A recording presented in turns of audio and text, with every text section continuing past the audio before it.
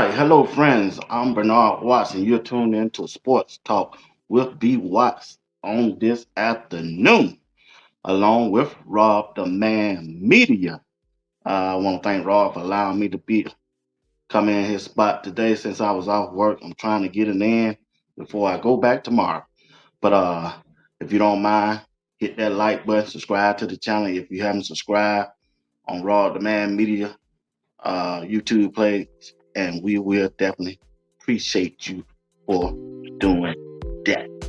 Yes, we are. But before we get into the show, like I said, this show is sponsored by Christy Robinson. You see the T-shirts that I have right here on the platform. If you don't mind, check it out. If you would like one, go on to my YouTube page on the community side.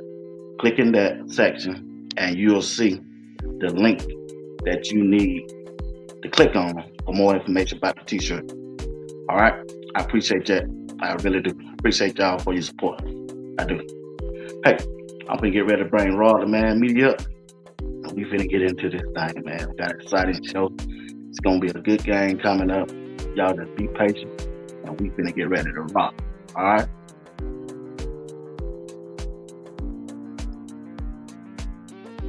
Once again, like I said, you're watching Sports Talk with BWatts tonight. This afternoon. Always saying tonight. Don't forget tonight, I got Coach Drake. He will be with me, and at 8 p.m. Eastern time.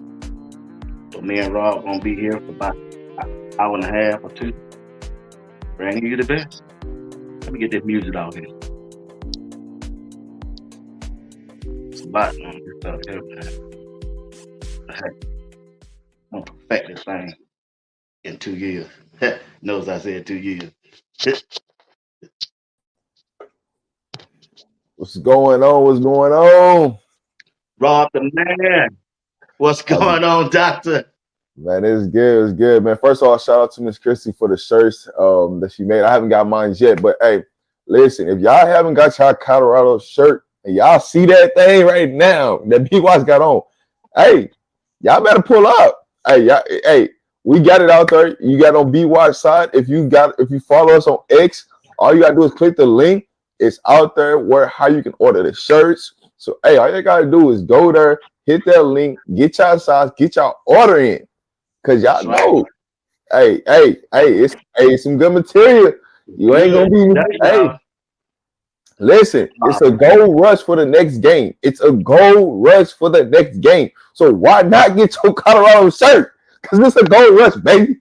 And they gotta get all the gold on you that you need. So let's get it, baby. All right. Hey, talked with her on yesterday. She got a new shirt coming out, and that's the shirt y'all gonna get.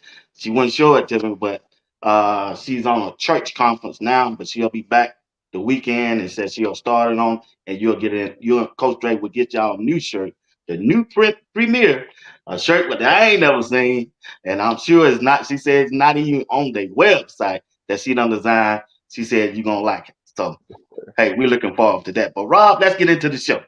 Check this out. Coach Prime going home, baby. He going home. He getting ready to go back to the state of Florida. Rob, when you look at Yeah. this game, now before we look at the game, what kind of impact will this game have on Coach Prime legacy and his career going forward by going back to the state of Florida? First of all, Coach Prom in the state of Florida is undefeated. So unless you didn't know, let me just go ahead and break it down here right now. Because he is undefeated right now going back to the state of Florida. So him going back to the state of Florida, he takes the game very serious. When I'm talking about preparation, ask FAMU, the last team that played Coach Prime in Florida. Ask him what happened. It was a domination. So he's gonna be at his team riled up. He's gonna have his team ready to go. They're gonna be on a different level of focus. So you don't have to worry about this team not being focused, the big game thing going. Coach Prime's gonna have this team ready to go. They leave today, headed to Florida. I'll leave tomorrow. Hopefully, praying that I'll be there. But hey, Coach Prime is gonna have his team ready to go. When he goes back to the state of Florida, it like the team just locks in even more every time he goes to Florida. So he's undefeated going to playing in the state of Florida. So I expect them to be locked in, ready to go when they touch down in the state of Florida. Okay, But so when it comes to its legacy, it's just another stepping stone, right? right. I look at it as just another game because we got to get to that big game. That's when it starts. That's when that legacy really starts to go elevate to another level when we get to that Big 12 championship game. But this game right here, come back to the state of Florida, it's just more proving. You know what I'm saying? Because hey, Mhm. UCF has got every recruit up in the building. They ain't gonna bring my nephew there, but they got a lot of recruits there in the building. So you know what I'm saying? So they recruiting section is sold out. What school do you know that announced that a recruiting section is sold out for a game? That's Wow, how you know it's big time. that's prime effect. That's that prime effect. You think Coach Brian going down there trying to flip one or two of them? Listen, we just need them to show up to the game and we do what we do, and then they gonna come back to Boulder. That's all we need to do.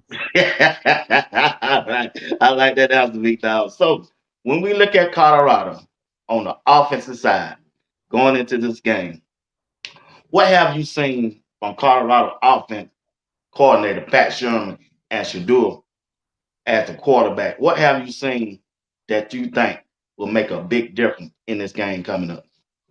The biggest thing that I've seen out of Shador Sanders and his offensive coordinator is just leadership. When you talk about Shador Sanders and Coach Pat being on the same wavelength, they're legit on the same wavelength. If you ever talk to Pat Shermer before a game, I'm telling you right now, he wants to light up the scoreboard. He wants to make sure every bulb in the scoreboard is working. So I actually had the pleasure, of always seeing him before the game Mhm. and seeing him during the game, and he just calm, cool. He just calm and cool the entire game. Like his demeanor don't change. It's kind of like Shador. No matter what's going on, no matter what obstacle comes in face, you might see a little bit of frustration, but when he come back to that sideline, he sit down or he walks off, he gets back to level head. Like it doesn't phase him. So um, what you've seen out of Pat Sherman this last game is you've seen him use two tight ends. You've seen him put two running backs in the backfield. You've seen him go full wide. You've seen him do multitude of different things that you didn't see the previous game. So everything that everybody keeps complaining about, they hear you. It's just a matter of when they want to roll it out for which game. So I think you're going to see a lot of different things this game. You're going to see a lot of different motions. I know a lot of people complain about motion, but they actually did use motion in this last previous game. They used it with the tight ends. They used it with the running backs when they went to two running backs, using Jalen Miller out the backfield. So they're going to do a multitude different things. So I think we're in good shape, man. We just got to stay patient. Just stay patient, man, because I think we get so overwhelmed of like, man, we want to see this, we want to see this, we want to see this, we want to see this. But sometimes, man, just keeping it simple might be the best option. Okay. So when we look at the offensive line going into this game, uh, what rotation you think, what you think, I ain't saying that you know, I'm not saying what you think is the best fit for Colorado in this game right here. Uh, I mean, The honestly, five you want to see out there, start going out. honestly, I truly believe just because Justin Mayers and Khalil Benson is both, battling back from injury and they're fully not healthy. I think we see the same starting line we seen last game with Phillip Houston at the right tackle, Benson at the right guard, um, Hank at center, left guard is Brown, and Seaton is left tackle. I think Seaton and Brown they pretty much a lock at left guard and left tackle. But I'm gonna tell you right now, when Miss Laura speaks, she speaks. And when she says concerned at the center spot, I'm just telling you what she said. So when she says she's more concerned about what's going on at that center spot, and she the big dog, you gotta listen. So you might see a change. That's all I'm saying. Because she spoke last night and she went happy about some things. So I'm gonna Yeah. just roll with I'm gonna just roll with what she said because she the big dog. Okay. Okay. But when you do look at this center, I think Hank he was kind of struggling doing the spring too. And first, second, that third, Yeah. that fourth game. But I don't think they're gonna change the setup, but she spoke. That's all I'm gonna say on he it. spoke about She spoke it. about it, what her concerns was. So, but I do think I would love to see them put So Brown. who else they got? I mean, Cass is just a true freshman. He's not ready yet. You got to give him another year. But when you look at Ja'Carry Walker, you're either going to use him or you're not. But here's what I can say: there are some things, multiple things they can do to take the pressure off the center. Right. We can move the pocket. We can also, move, have the center, run, have do a stunt for us, get him out in front of the pack of in the running game. Like there's a multitude of things where we can block right tackles down and have the center loop around for blocks. There's different things that we can do. It's not like Hank can't move and he's not versatile. We just not utilize him to his strengths. And I feel like we're not using the tackles to our strength. Let's get Big Seaton out there in space. Let's get Benson out there in space and let them go demolish linebackers and safeties. Let's allow them to do that. And I think that's the part of evolution of we're going to get to next. Now, I do like Ja'Carry Walker. I just think he's just a little bit too light as far as what we've been facing previous games. Now, this might be a game where you can use him because UCF hasn't been getting pressure these first 3 games. They only got 1 sack on the season. They really haven't been getting pressure to the quarterback. You can have your way with their defense. Now, will they use Ja'Carry Walker this game? That's going to be a sight to see. But I just think because of who we faced in the previous game and our D tackles have been a reason why. But I would love for Ja'Carry Walker to get an opportunity and let's see what he got. Right? It's easy to judge it when he ain't on the field. Let's put him on the field and let's see what happens. Because, hey, people talking, and the people that's talking was got the money. So I'm going to people that got the money. You know what I'm saying? So that's what all I'm saying. Yeah, I go with your devil, man. So I think that it's a lot of room for improvement on the offensive line. But hey, Definitely. they 3-1, Rob. They 3-1. But here's one thing I'll say. I can't say Phil ain't coaching because I'm that person. Oh, hold on. Tell me. Hey, when you told me that last Sunday, you said, man, I was there. I saw it. I saw Coach Prime doing the coaching. I saw Phil Loho. I see D. Lou. So I said, Rob, come on, Rob. You know, I kind of questioned that because on TV, they don't show that. So when you in live person, you can see that. But check this out and what I found. I'm going to show y'all a video that I found. And I want to hit you up. I said, I'm going to wait till the show and show him. He was right. Don't boys coach they take. Move people off the ball when we run it. Protect the fucking quarterback. He is getting hit way too much. I don't like it, so I know you don't like it.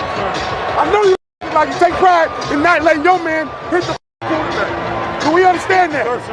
I don't want to see him on the ground no more. It's time to go hunt. Hey, no more MMA. Execute the game. Cover your ass off. Let's go get this. Let's go take this game off. Y'all fucking with me. So that when you said that and I saw that video, I said, Rob might have been telling the truth. But that's the first time in Coach Prime coaching career, I don't seen coaches coach on the sideline. They didn't do that none last year. I ain't see it. Hey, well, you know what's funny? I'm right behind when he's talking it. Oh, so, yeah? Right, listen, I got every video of him, so I know what it looks like. I know you can't tell me what it is because I'm there. Like that's a good part of having in-game experience is that I'm right there behind the bench, so you can't tell me what I'm not seeing for what you're seeing. They don't show that on TV. I'm seeing Phil. Right, if you go to like the vlog, I'm right there. I'm seeing Phil teach off the tablet, telling you, "Hey, this is not freaking acceptable." And I'm just using the light word. I'm not using the word what he's really saying. Yeah, hey, I heard him. He's saying, "Hey, this ain't freaking acceptable. I am tired of seeing Shador on the ground. He shouldn't be on the ground, right?" But also, what plays into a part of is, hey, if you're asking for 2.5 seconds and they give you 2.5 seconds and you ain't getting rid of that ball. You can't blame it on the offensive line because what you asked for, because this is from the wide receiver coach. You ask for 2.5 seconds, the line give you 2.5 seconds, you gotta get that ball out. That means 2 things. Somebody ran the wrong route, which did happen during the game because you had receivers in the same spot. So that caused the issue. Or you're not, you know what I'm saying? You're doing what you're not supposed to do. So hey, there are some things that we can clean up. I got faith in this team. I got belief in this team because I see it at every single game. This coaching staff coaching, this coaching staff using that tablet, breaking each and every play down that comes on the sideline, and after they break it down, building them back up because they know they're gonna need it the next series. One thing about Phil Loho, He got it to them, right? I got a video where Shador comes right before the last series and just flat out told him, hey man, we need y'all.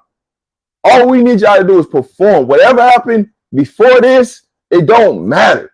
We just need y'all to perform on this series and we gonna get this W. And guess what? That's the same series where Shador throws the Hail Mary, we get the touchdown. And all he asked him to do is just do your job and I'll take care of the rest. And that's what happened. And then he came over there right before OT. Hey, this is what I need from y'all.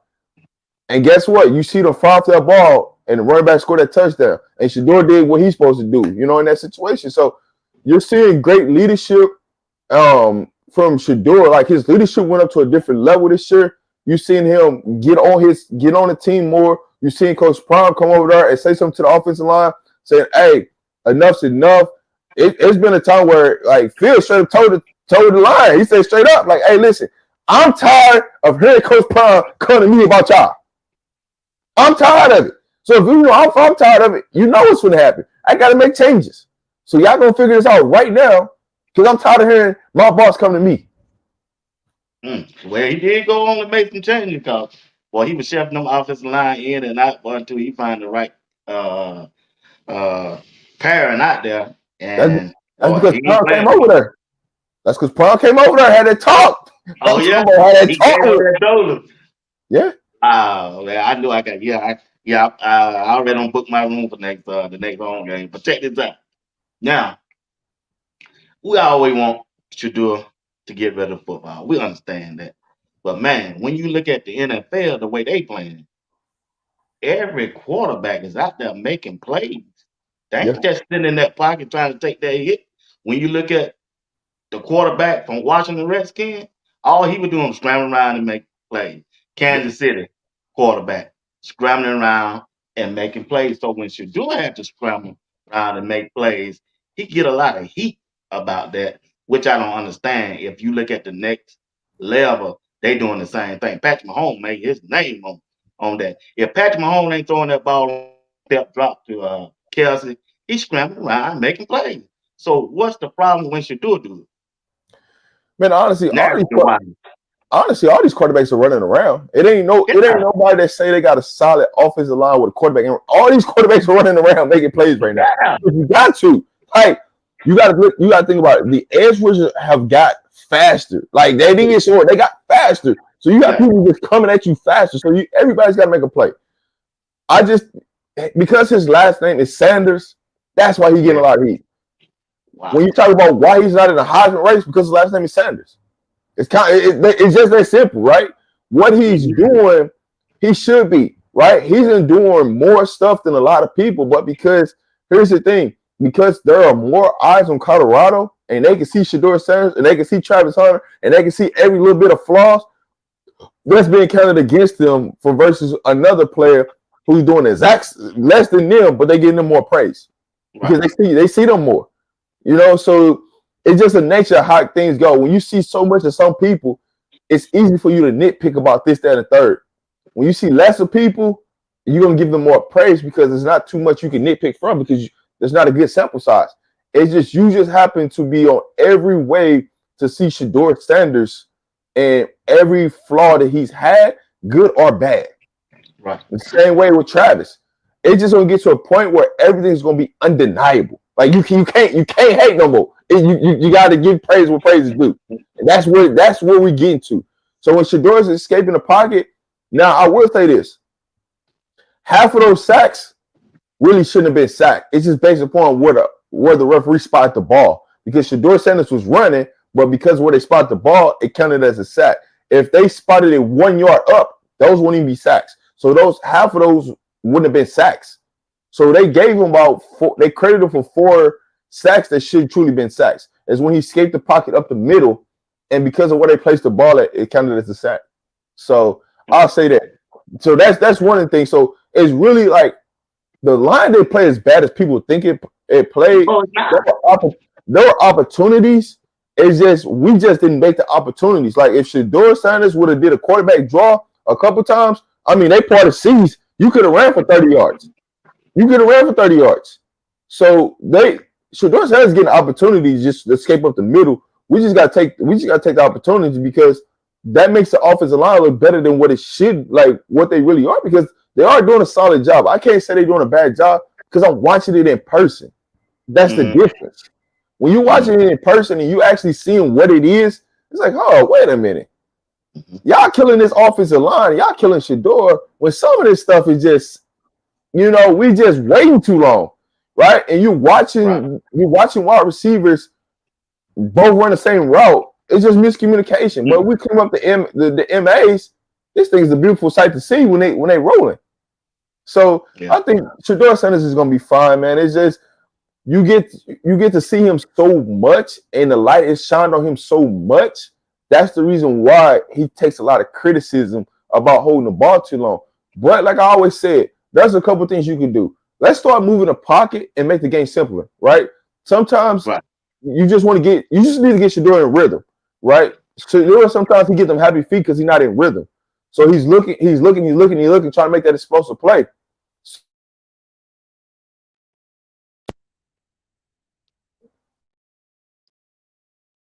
Yeah. I think Rob popped off. But yeah, like I say, man, when Shador is on the run, man, he making Heisman type plays.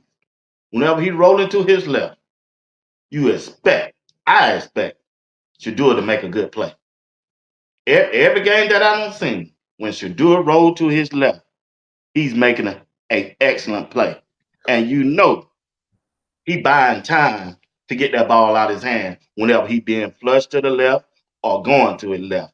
And once he go to the left, I'm telling you, he gonna stand in there, take that hit, and he gonna deliver that ball on target. Once he plant his foot, Shador is accurate just about as anybody I done seen as quarterback. But when we look at the quarterback position and the relationship and the communication that he have with his wide receivers, what do you see?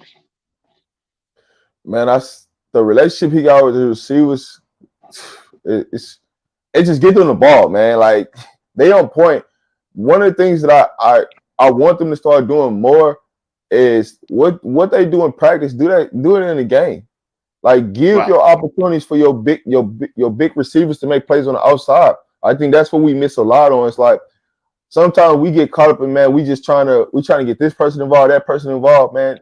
Just give them a deep shot just to test the defense. Let's see what they're really doing, because I'll say this: the plays that Travis made in the second half, he could have made them plays in the first half. And this game is a totally different game.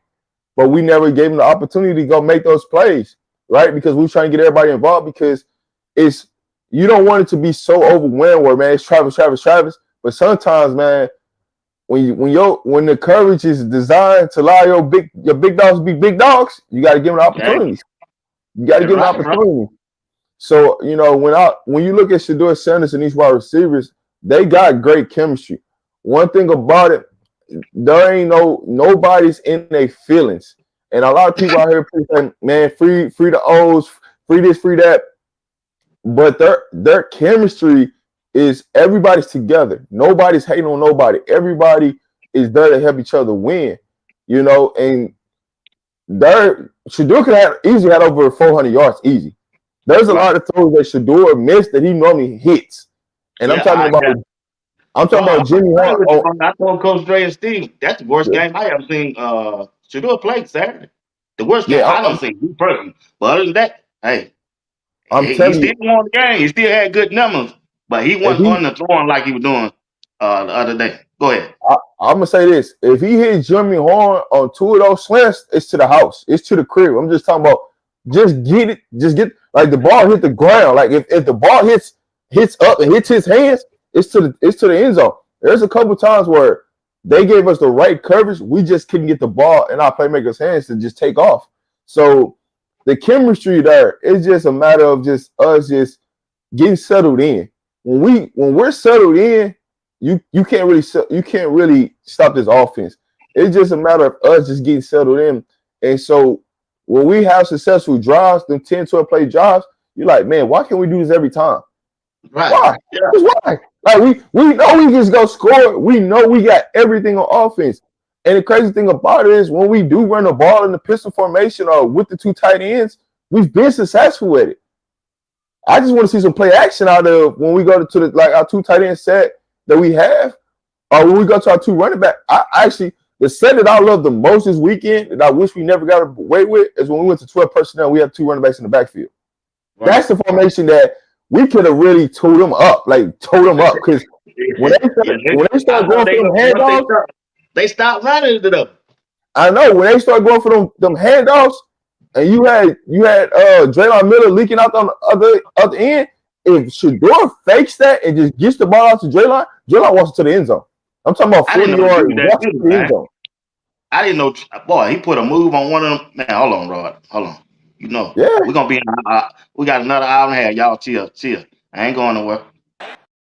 On that, when you look at Prime playing his freshmen and recruiting getting ready to come up, what kind of tool is that for their recruiting staff coming up this next?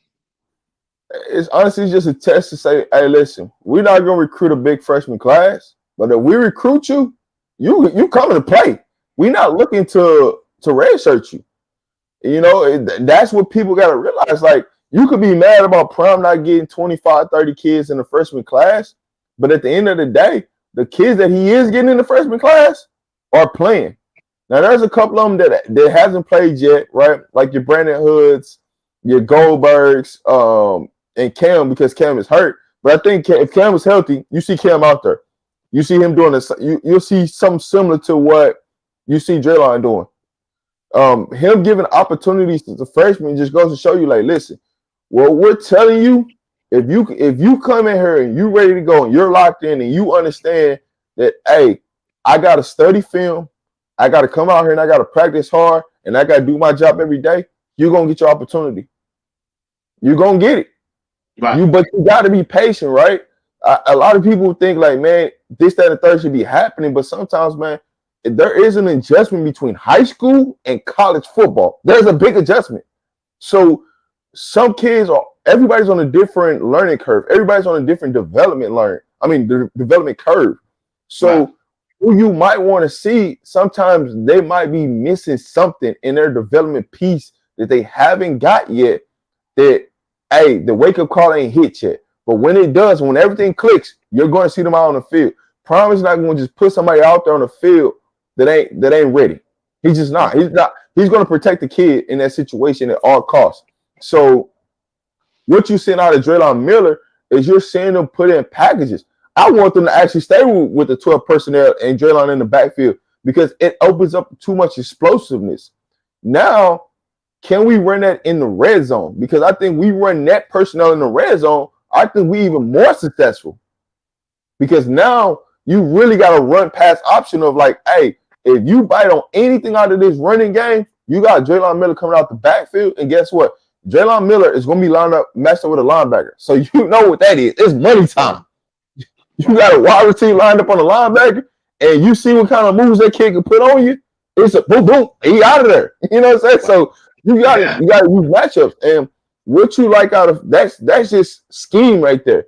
That's understanding, hey, we're not showing you everything that we can show you. And as much as Buff Nation getting on us about this and about that, man, we got toys. We got a bunch of toys, and we still unwrapping them toys right now. Y'all just stay patient. Only thing that matters is we going 1-0. That's it. It don't matter how we do it. Just go 1-0. Let's get the job on, and then we're going to show you another wrinkle next week. Because each and every week, they show you a different wrinkle of something that they put in. You're right, Rob. You're right about that. Hey, thank everybody for tuning in right now. It's RobDaManMedia and Sport Talk with BWatts. Shout out to Coach Dre. Coach Dre, appreciate you letting me have your spot today, baby. My day off, man, I had to do something, but yeah, my girlfriend, she working, so I appreciate y'all for letting me have y'all spot. And all to y'all fans and viewers, hey, thank y'all for rocking with me for right now doing this broadcast. I appreciate it. All right. I just want to let y'all know how much I appreciate y'all. Check it out, Rob. Give me 1 second, I'm finna come right back to. Hey, I know y'all watching, y'all support, man. Hit that like button on both sides. On my side, BWatts side. Hey, Coach Dre had to do something right now, so it worked out perfect. Cause y'all gonna get to see the other half of RobDaManMedia, Coach Dre tonight. So y'all come out, y'all come back, y'all support BWatts and Coach Dre tonight. Y'all just get to see one half lit today. Hey, listen, we support our brother BWatts. So we just want to make sure that y'all know this is a true brotherhood. So hey, make sure y'all hit the like button, make sure y'all hit that notification bell, and subscribe to both channels. Well, go ahead, BWatts. My bad. I didn't want to cut you off. I just had to get that in. Now you all right, you all right. Cut me off. It don't matter. I don't mind being cut off. But check this out. Hey, once again, like you said, hit the like button, subscribe to both channels, and we appreciate that. Also, remember, hit that bell notification. It'll let you know whenever we go live and drop the video. Appreciate y'all. Hey, let's look at the running back room. Michael, Isaiah, and the question everybody want to know or asking me is Dayon Hayes gonna play this Saturday? I don't know. So I go to you. So when is he gonna play? And what do you think about the running back room for Colorado going up against UCF defense? Hayden is gonna play. He actually went through warm-ups, like fully padded warm-ups pregame. They just didn't dress him during the game. So he actually went through pre-game warm-ups. Like he looked good. They just say, hey, we're gonna give you another week. So he's playing this week. You could book that. He playing this week. So you're gonna have your 3 running back rotation right there, with Hayden, Micah, and Isaiah. So you got your 3 horses that's back. And good. The best thing about this is we're getting healthier going into a bye. Mm-hmm. So we're gonna be ready to go when we get to Kansas State. Barring no more injuries, we are getting healthier going into the bye. So he is gonna play. He is gonna be ready to go. He did go through pregame warm-ups. I was there. I seen him go through it. He was padded on, and then after pregame warm-ups, when the team came out for the actual game time, he didn't have on pads. He just had on his jersey. So he's gonna be good. He's gonna be good. They just gave him another week to get his ankle ready to go. So he's gonna be good to go. When you look at this running back room, we're getting better each game, right? Here's what I'm gonna say to them: they could have some 20 and 30-yard runs if they just be patient. Sometimes they too anxious to hit that outside, where they could just one cut and just go straight up the middle.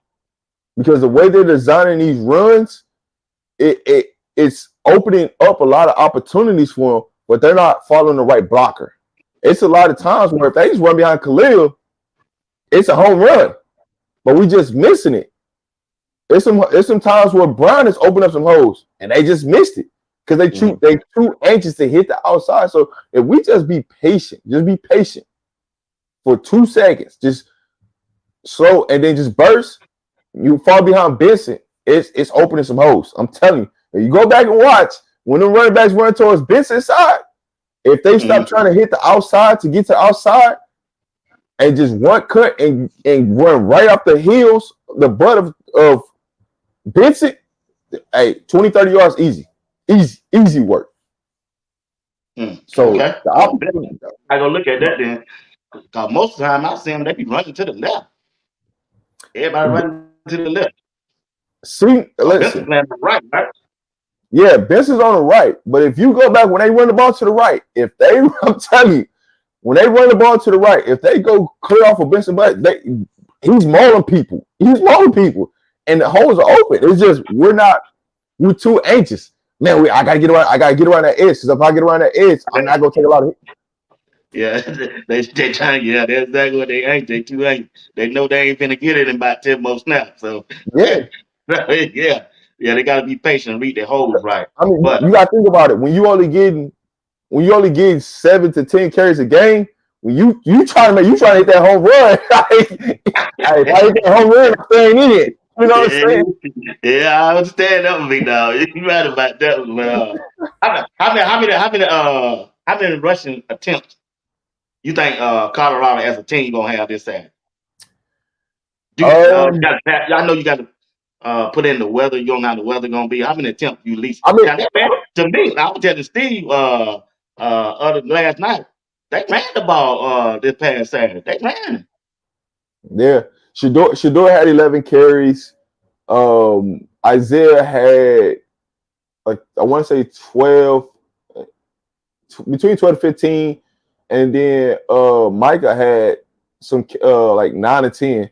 So I think it was roughly like between 25 and 30 carries. I think this is the range we're gonna be in. It's a nice happy medium, right? I think they're gonna run the ball more than people expect this weekend. But I also think they're gonna add another wrinkle into the running game that you haven't seen too. Also, Okay. and one of the things that we haven't seen yet, which kind of it's like it's so weird though, is that we really haven't seen them use Webster and Horn in the running game on the jet sweeps, Right. which is Right. kind of weird because you're in shotgun so much that we haven't seen the little shovel pass back to them for them to take off. So it's kind of weird that we haven't seen it, but I kind of got a reason why we haven't seen it. Because Okay. as we get into Big 12 play, there's a lot of things that we didn't want to show that we're going to use in Big 12 play. And as you see, when we got to Big 12 play, you start to see them use different formations that you didn't see in non-conference.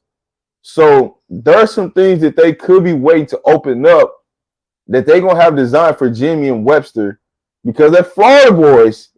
They're going to have some package ready for something. Yeah. So Yeah. you can expect some type of creativity to get them the ball for them to show out. So that's why I say you got to be patient because Pat got something up his sleeve and they haven't showed it yet. But I expect them to have something this Saturday for them. So when it comes Okay. to the run game, I expect them to have anywhere between 22 to 30 carries in the run game. Okay. But Hey, hold on, Rob. Got a super chat before I go away. Lawrence, son of super chat saying safe travel to all going. Is there a chance overstart over Will? I think one thing hurting the O line is the tight end and running backs are missing assignments. I know the running back. I seen the running. Well, I did see Surveyor Small, Mister Block, and yeah, the running back. Yeah, they were too worried about getting out there in that pass and let the lineman just blitz. Go ahead, Roy. I didn't mean to cut you out. I just want to get that out. oh no, you go, you go. What? Say the super chat over one more time for me, so I can I'll answer it. There it is.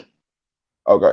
Man, appreciate it. I'll leave tomorrow. Hopefully, I will make it to Florida at some point. I promise you, I'll be there at the game. I'll be live. Interaction. Fox Big Noon gonna be there, so I'm gonna show you all the festivities and stuff going on. So I'll be live. Y'all ain't gotta worry about that. Is there a chance that O will start? I'm gonna tell you right now, man. I just want y'all to just to chill out on, if who starts at wide receiver because it really don't matter. They're gonna keep rotating these wide receivers, no matter who starts and who don't start. It's all about when, like, O has gotten opportunities every game. The difference is he just haven't got too many balls thrown at him. That's the difference. They have a rotation. When Will Shepherd comes out the game, O comes in the game. When Travis come out the game, you got Timmons come in the game. Like, it's been in rotation, the same rotation every game. So y'all just gotta relax. When they take off Horn or they take off Webster, if they don't bring in a tight end, then Miller's coming in. Like they've had this rotation since game one, right? It don't really matter who starts. It matters who's gonna be in there doing clutch time when you need them to make a big time catch. And then when the ball comes to you, just make your opportunities, right? When you get your opportunity, shine in your moment, because it may not be 3 or 4 or 5 plays before it come back to you. It just happened that, and then to be honest, the play that O made was on a broken play. The ball wasn't even designed to go to him. It just on a broken play. She really rolled out to his right, scrambling, and just threw it up and seen because O and Horn was in the same area. They was literally 5 yards apart from each other in reality. But y'all didn't see that because it's the camera view of how they viewed it. But if you're at the game, you understand who's all at the same thing. So O just happened to make a hell of a play and score a touchdown, man. We all want him to play, right? Don't get me wrong. I want him to play. I want him to play. But when opportunities it's gonna come, and I promise you, they're gonna have opportunities against UCF defense. They're gonna have it. It's all about you taking advantage of your opportunity when it comes. Right. That's a good point. That's a good point. So when you look at excuse me, when you do look at the running back room, how did you see that Michael perform on last game? Just Michael. So it's funny because I predicted him to score. So I did a video with Darius Reach the People. right before the game. I haven't even dropped this video yet. I dropped this clip with me and Darius talking, but I haven't dropped the full like interview of us talking before the game. I said Michael was gonna score. I had predicted 300 yards from Shador, 3 touchdowns. What happened? He got that. I also predicted Michael would score in that game because I just had a feeling like we get to a goal line situation, we gonna need the bowling ball.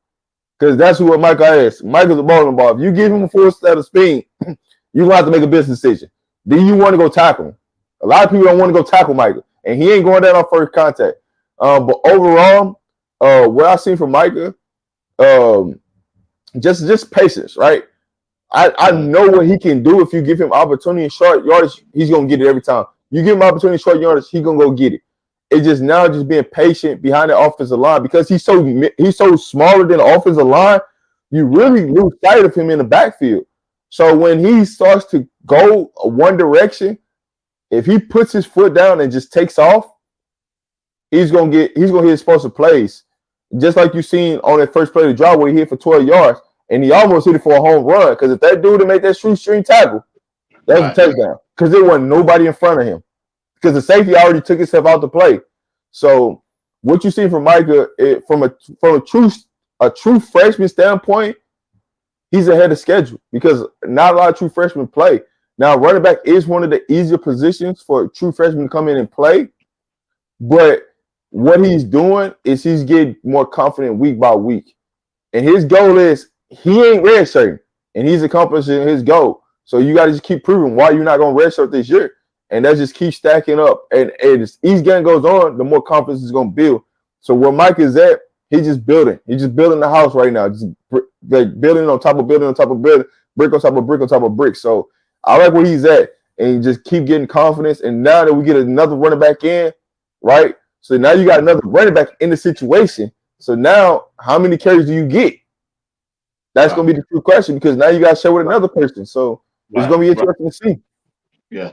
So when you look at Isaiah Augusta so far in the first 4 games, how has he performed to you? For me, Isaiah's performed. What I do want to see from Isaiah is them use him in this is for all running backs. I want to see Shador check down to the running backs more because the person that they're leaving open in the pass game is the running backs. And I'm talking about there's just ain't nobody guarding them. And if Shador ever looks left, because they always send them out to the left. I don't know why, but they always send the running backs out left. Yeah, they do. If Shador ever just looks to his left, the running back sitting easy 5 yards where ain't nobody guarding them. He just checks it down to them. They can gain 15, 20 yards easy. And if they make another person miss, it can be a home run for a touchdown. And I think that's where, as this offense evolves, they're going to start using the running backs in this passing offense. I'm telling you, when you're live and you see the running backs and the way they have Michael on a wheel route, and I promise you, if Shador looked left, Michael was wide open. He could have walked into the end zone. And we was like at the 40-yard line. They sent him on the wheel route, and Shador never looked left. I'm telling you, if he looked left, Michael was wide open for a touchdown. Wow. Me and Steve been saying it ever since game 1. If he just check down to them running back, he can make life more easy for him and the game more easy for his team. I don't know why he do it, but when you look at Travis Hunter on the offensive side, so far, this dude, man, he owned just by every play, and he make plays. So when you look at Travis on the offensive side, is he the best wide receiver in the game in college football right now? Man, Travis Hunter is him. It's just listen. You don't really got to design something for Travis. Travis understands coverage.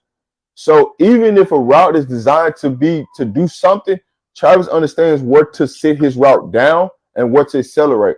I feel like we don't even get the ball to Travis enough. Like just being there in a game experience. He didn't have a 4 catches going into the 4th quarter. Listen, you can get Travis Hunter 4 catches every quarter. Exactly. Like what you want people to do is you want people to roll coverage to Travis. It opens up everything else. Right. And a lot of times people be so scared of Travis that it opens up Jimmy Horn. It opens up a Will Shepherd. It opens up a LeJounte. It opens up a Miller to go crazy because they so worried about Travis. Right. And sometimes we don't even give Travis the opportunity to go up there and go get a 50-50 ball. Like last game, I promise you, the way they was playing Travis, because they was sitting in like a cover 2, and there was a gap between the safety and the corner. If Shedeur just let the thing go, Travis, you would have seen a head tap. I promise you would have seen a head tap on the safety. But it's just a maturation of understanding, hey, I got a guy at any point in time in this game that I can go to, and I know he can go make a play. And when they finally decided, hey, we're going to get the ball to Travis, that's when you start to see Travis take off. Like that one play where you see Travis come against formation and that ball went in the air, I promise you, when that ball went in the air, he literally put his head down and just started running and then just looked back up and caught that thing. Oh, right there. He sure did. I think I got that. Hold on. Go ahead, talk. Most receivers would have stopped running on that play.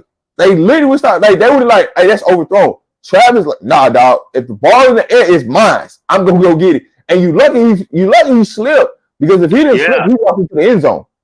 End zone easy. He walked to the end zone. But I'm talking about not a lot of receivers put their head down and just take off. He seen that thing released and he just put his head down and just took off. And he was like, I was like, he can go get that one. Everybody in the stadium knew he's gonna go get it. Like, bro, just stay up, Travis. Just stay up. Because when we seen Shedeur release it, I'm like, he can go get that. But also, you had to know the ball was going to Travis, because they put everybody on the other side and then they put Travis on his side by himself. But when they bumped him in so close to the line, I'm like, yeah, they finna run him across on a drag route. But the drag route turned into like a slant and up. And when I'm talking about he hit it, he put that thing in that last gear, took off, like just dropped it, and just took off. Yeah. So, hey, you can get the ball to Travis anytime. No, I said, officer, you can get the ball to Travis anytime. It just doesn't matter what you want to do. It don't matter how many people on him.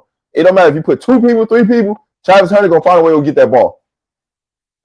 Hey, we got Jimmy Horn, Florida ball coming to Florida. We got LeJounte, Florida, coming to Florida. What kind of impact you think they're gonna have on the game? Hey, friends there, they got the family there, they got everybody there. I think even Travis spent some time in Florida. What? All right, this is all I want to see. UCF, I just got one ask. Please kick the ball to Jimmy and let him run that thing off. That's all I ask. Give him an opportunity on kickoff. Give him an opportunity. Because I just got a feeling. You give Jimmy Horn an opportunity to run it off on kickoff, he gonna house that thing. He gonna crib it. But I don't think they're gonna do it. Punt return. Cause LeJounte look like he on the way he be waiting on. What's going on with that? Oh, it is my eye. No, it ain't your eyes. Trust what you see. Trust what you see. That's what I would tell anybody. Trust what you see. I would say this. I feel like we put ourselves in bad fielding position on punt returns. That's just me watching what I'm seeing. Because we're not fielding punts we should be fielding, right? And we're allowing it to go, the ball to go further than what it could be. So we're starting it. Sometimes we just got to first catch it. You know what I'm saying? And just call it what it is. But when you look at where we're adding, just give us opportunities. It's coming soon. You're going to see Travis on punt return. It's coming soon. You're going to see Travis on punt return. I go with that. You're going to see it soon. I don't know what game they're going to break it out in, but you're going to see Travis on a punt return for sure. But to get back to the point, because I got off point, but to get back to the point, the impact of Jimmy Horn and Jelante Tay coming home is going to be amazing experience for them. One, they're gonna be fired up. You ain't one thing about this game. You ain't gonna have to amp up no Florida boy. Them Florida boys gonna be ready to go. You ain't gonna have to. It ain't nothing that you gonna have to say to them. What you don't want. Here's what you don't want. You don't want them too excited. We're making mistakes on things that we don't make mistakes on. Like we're dropping easy passes because we're so anxious to make it. You want them to be cool, calm, and collective. Like I said, hopefully all the ticket situations out the way on Monday so they can just focus on football. Family don't call. Girlfriends don't call. Let them boys lock in. We'll see you after the game. Like, It's like, see after the game, we gotta be focused because they the way UCF plays, both of them boys have a big game. Both of them. Because they ain't got nobody in the start. They ain't got nobody in the start. Linebacker, safety, corner, they can guard LeJontay or Jimmy Horn. They should have a field day because I'm telling you right now, they're gonna be so focused on Travis Hunter, everybody else should be having a game. And because they're gonna get Travis Hunter the ball. So you ain't gotta worry about that. Right. But one thing I'll tell you this. If UCF goes to that man-to-man like they get against TCU, Shador gonna have 500 yards. I'm book it right now. If UCF go man-to-man and they try to blitz Shador, Colorado's gonna have 500 yards passing. Wow. But hey, that's a blowout. Then you get that. It look like he hit it for a blowout. Then, but when we look at let's talk about Will Shepherd. The struggles. I ain't gonna say he's struggling. Let's talk about his play so far. When you look at him play, what do you see? What's going on with his game on the wide receiver end? All right, so here's the biggest thing. I don't think Will's really struggling. It's just he don't got the same amount of opportunities that he had at Vanderbilt. You got to think about you coming in as the number one wide receiver to now coming in. You know what I'm saying? The starting four could be a number one wide receiver, right? So opportunities not given. You know what I'm saying? So it's only so many balls, so many passes that can go certain ways, right? It's just when you're not seeing a lot of opportunities in the game. Everything matters. You know what I'm saying? So every catch that he don't get is another way of, oh, he ain't good. It just No. I ain't saying he ain't good. I'm like somebody named J Dot said, I don't think he's focusing. It's just my brother said the stage too big for him. It ain't too big. Like, you don't think so, brother? The man came out of the SEC. With the state. It ain't too big, man. Let me tell you something, Raw. He played at Vanderbilt. He had a good game. His best game against Florida. I saw that game. But when you on the stage with Coach Prime, well, man, come on. Hey, listen, I understand the stage. The ball, drop, and the ball he's not catching that he used to catch. He was killing in spring practice and fall camp. It's right now. I just need people just to calm down off Will Shepherd. I'm telling you, he's going to have a game that y'all gonna be like, oh, I see what he's talking about. I'm not saying Vanderbilt is on the same national stage as Colorado, but playing in the SEC matters because he's been against top corners and he's destroyed them. He's played against top competition and had his way. What I'm saying to y'all is, it's all about just focus right now and opportunity. That's it. Just focus and opportunity. He's not getting the same amount of passes that he was getting at Vanderbilt. That's the biggest thing, right? So when you're only getting 4 or 5 opportunities where you was getting 10 to 12 opportunities, it's going to be a difference. So y'all take back every single catch that he's taking. And so my biggest thing to y'all is, y'all say Omarion Miller should be starting over Will, but they only no. This is for the chat. Oh, okay. When you break this thing down, how many and he's played in every game. How many opportunities has Shador thrown him the ball? Think about that logically. So what are you putting him on the field for if he ain't getting thrown the ball? Make it make sense. Yeah. Right? So Will Shepherd is getting thrown the ball based upon how coverage is being played. I think that we're not utilizing Will Shepherd to his best abilities. I can say that. I feel like we should use his big body in more slant opportunities, more stop and go opportunities to open him up. I feel like everything that Will gets it's a back shoulder fade. When he can do more than just a back shoulder fade. I don't think he gets to show his full arsenal, and I think that's the piece that people miss. Right. So when you get mad at Will Shepherd, most of the time it's a 50-50 ball that he's trying to go up and catch. I don't think that the lights are too big for Will. I think we just overly just doing too much and just let things just be calm. It's a long season because we don't need Will. I promise y'all, we are going to need him. And so these kids listen to all this stuff that y'all say. And I'm not saying that y'all don't have y'all not wrong in the situation. I just think that we're just like overly assessing the situation when even if Miller was in the game, he's still not getting all of those opportunities. All the balls really, majority of the balls are going to Travis and Horn and LaJohntay. And then it's everybody else. That's where most of the opportunities are going to right now. So what are you really complaining about Amari Miller being on the field when majority of the opportunities ain't even going to Will Sheppard? I can get it if 10 balls were going to Will Sheppard and he ain't making plays, and then we got Amari Miller sitting on the bench. That ain't the case, though. He's only getting 4 or 5 opportunities a game. Right. Yeah. I can go with that, Rob. I can go with you on that. I can ride with you on that. But when we look at wide receivers group, we're gonna stay here for a while. Which player need to get off?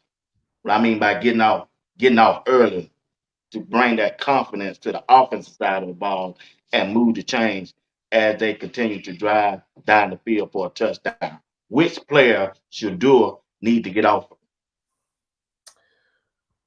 The person Other that than makes Travis. no, I wasn't even gonna say Travis because Right. Travis ain't the Travis gonna be Travis. That part you ain't gotta worry about, right? Right. You can come to Travis at any part of the game, and Travis gonna do what Travis does. True. The person that we really truly needs to get going, and it ain't even about getting on the ball. We need our center. Our center is the key to all of this. If our center has a good game, everything else is gonna be good. If we don't gotta help the center, we're gonna be good. But when it comes to skill position, the person that's gonna open everything up, that everybody's gonna rally troop around is Jimmy Horn. And Uncle Steve said it because I was scared to go there. Yeah. Jimmy Horn, they got to get Jimmy Horn off, man.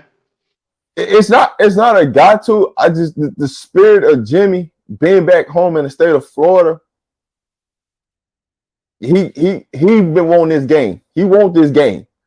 And LaJohntay, they're going to design something for them too. I got a feeling they're going to design something for them in the first half to get them opportunities to take off. But I think UCF is going to be focused on them so much that Will Sheppard might be the person that's going to end up benefiting from this whole game. From the whole game, Will Sheppard? Will Sheppard's going to be the person that benefits. You think UCF got them kind of DB? No, but you got to think about it, right? They already think about their speed, right? So what they're going to try to do is they're going to try to take Jimmy Horn and LaJohntay out. And they might just let Travis be one-on-one. Ooh. And that's what we want. Here's the thing that we haven't seen yet. We haven't seen a really them do slot phase yet. Where you have your wide receivers, your outside wide receivers, which would be Travis and which would be Will, have a comeback route and run slot phase with Jimmy Horn and Webster. We haven't really seen that yet. So out the slot, so we can see them with a slot fade out the slot.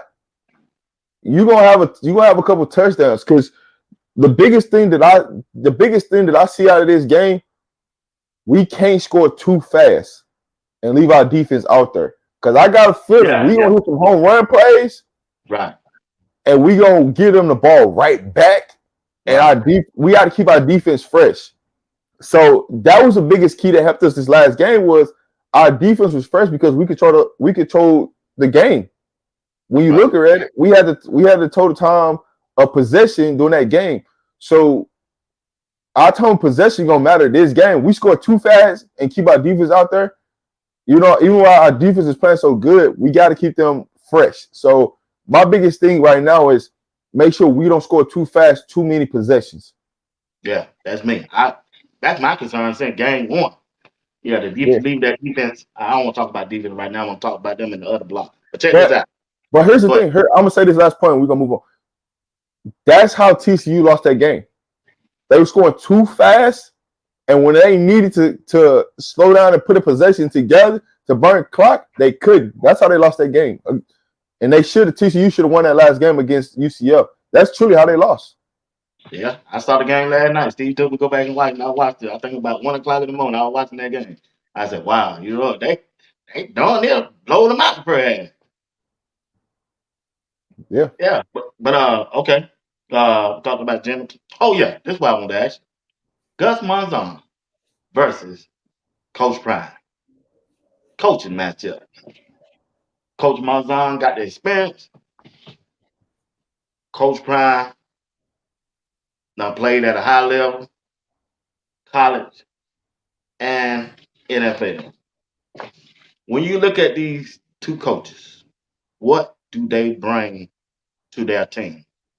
I'm not trying to put them head to head. Who do Oh yeah. they No. know I mean, better? when you look at Gus Malzahn, he just brings grit.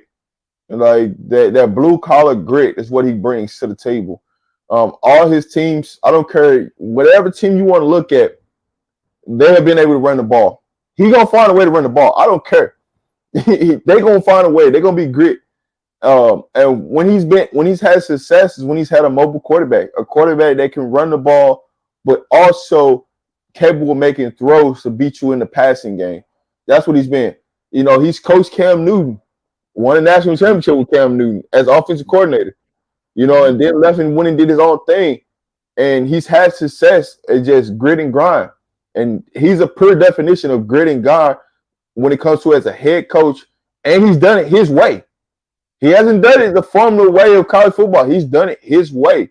So what you getting out of him, and one of the things you're gonna understand about his team is they're gonna grind out a game. They don't care how they win. They don't care. They 1 week they can beat you by 60, and the next week they can win by 1. That's just the matter how his team is. It's just a matter of, can you stop them from running the football? Because he's gonna run the football, and he ain't gonna stop. He don't care if he's down 21. Yeah. He said in Fred I'm gonna run them. Yeah. We're gonna run it 6 times. We're gonna run it. But he don't care if he down 21 points or not. He's going to run the ball. You got to stop it. So, hey, that's just what it is. When you look at Prime as still being, this is 4th year, coaching in college football, 2nd year in Division I, FBS, he's still learning. But Right. what you're starting to see is you're starting to see what he's building. You're starting to see the trajectory go up. You're starting to see people really understand what he's building in Boulder. You're starting to see the familyhood, the brotherhood, the everything, the glitz, the glamour, right? The ups, the downs. You're seeing all of it put on display week in, week out. You're starting to see, hey, if I get this opportunity to come to Colorado, I got a real opportunity to play. Even if I don't start, I still got an opportunity to make an impact. As long as I study, I'm in the playbook, and I'm disciplined, I'm not doing anything off the field to get myself in trouble, and I do what I need to do, Prime's going to play me. He puts everything into his position coaches and allow them to coach. So when everybody gets on Prime, why this person ain't in, why that person ain't in, you need to be asking the position coach, because the position coach is the person that control who's going in and who's going out. It ain't Prime. Prime is allowing his coaches to coach. And that's what a lot of people don't understand. So when people ask, well, why is Marion Miller not playing? Well, you need to go talk to Jason Phillips, which is the position coach. And you ask him the question, because he's the one who's grading them out every week. He's the one that's seeing them at practice. He's the one. Prime sees everything, but Prime ain't stupid. If you co-sign and you put somebody in that game, you better have a great reason why you put him in that game. Because if the film say this or the film say that, we're going to have some problems. So that's what you see out of Prime. Prime is being a CEO of this, and he's showing you, if you put the right people in the right places and you invest into those places, this is what, and you plant your seeds, you just watching this harvest. That's what Prime's doing right now. You just watching this harvest right now in front of your eyes. And things are prospering that people say couldn't prosper. And when they say he couldn't recruit the high school ranks, you're starting to see what it is. But you couldn't recruit the high school ranks first year in because you needed a foundation. So you had to go and get kids from other schools to come to your school because you have to build a foundation. And that's what a lot of people didn't realize. So now that the foundation is being built, now you can start to plant the seeds into these high school kids, where you might get a couple kids that might need some development, but you also got kids that can come in and play right now into your program. So now you're taking your program to another level, because now you're building depth. And on top of that, the rules about to change of how many scholarship players you can have now. It's going to go from 85 to 105. So now there might not be no walk-ons. So now you really gotta be into development and understanding out of 105 players who's who and who ain't, right? And as the season go on, you start to figure, all right, this kid fits the system, this kid no longer does, right? And you start to figure those and maneuver those out. So you're just starting to see an elevation from Prime side of the plan or what he put in place, and people are starting to notice it. But all they have to do is just be patient. Right. And that's the biggest key. Even with Gus Malzahn, his process, you got to be patient. And he took some lumps at UCF, but the program he's building right now, you're starting to, the players, his owner, the seniors, the juniors, they came through the process. He was just able to do his process a little bit different. He pretty much did what Prime did, to be honest with you. But he already had a little foundation at UCF. Right. Prime didn't have that at Colorado. And that's really the two differences between the two teams. Malzahn and Prime really did the same thing. And they did it their way. It's just now you just start to see the fruits of the labor from both sides. And when you look at both of these teams, they're pretty much almost even, right? Mm-hmm. When you look at things. So if you go position by position and you start to break down who got this, who got that, it's pretty similar in both programs. The only difference is Prime them gonna pass the ball, Malzahn them gonna run the ball, right? Yeah, right. Yeah. That's pretty much the difference. That's it. That was a good take, Rob. Hey, we got Rob the Bad Media. He's going in depth. This is a chance I get to see Rob go in depth with that. On Sunday we have different panels and we'll be up on the time limit. We want to thank Rob the Media to express his opinion about what's going on with Colorado and in-game situation. And we're getting a chance right now to display it to all of you on my side to see the depth that he has in his conversation about Colorado football. And we appreciate him for being a part of the show today and allowing me to come in his spot right now. Shout out to Coach Dre and all of your people who tune in to your broadcast during the afternoon. Appreciate y'all for allowing me to be in y'all spot. But now, let's transition to UCF defensive side of the ball. All right. What matchup are you looking at in a particular matchup on Colorado offensive side against UCF defensive side?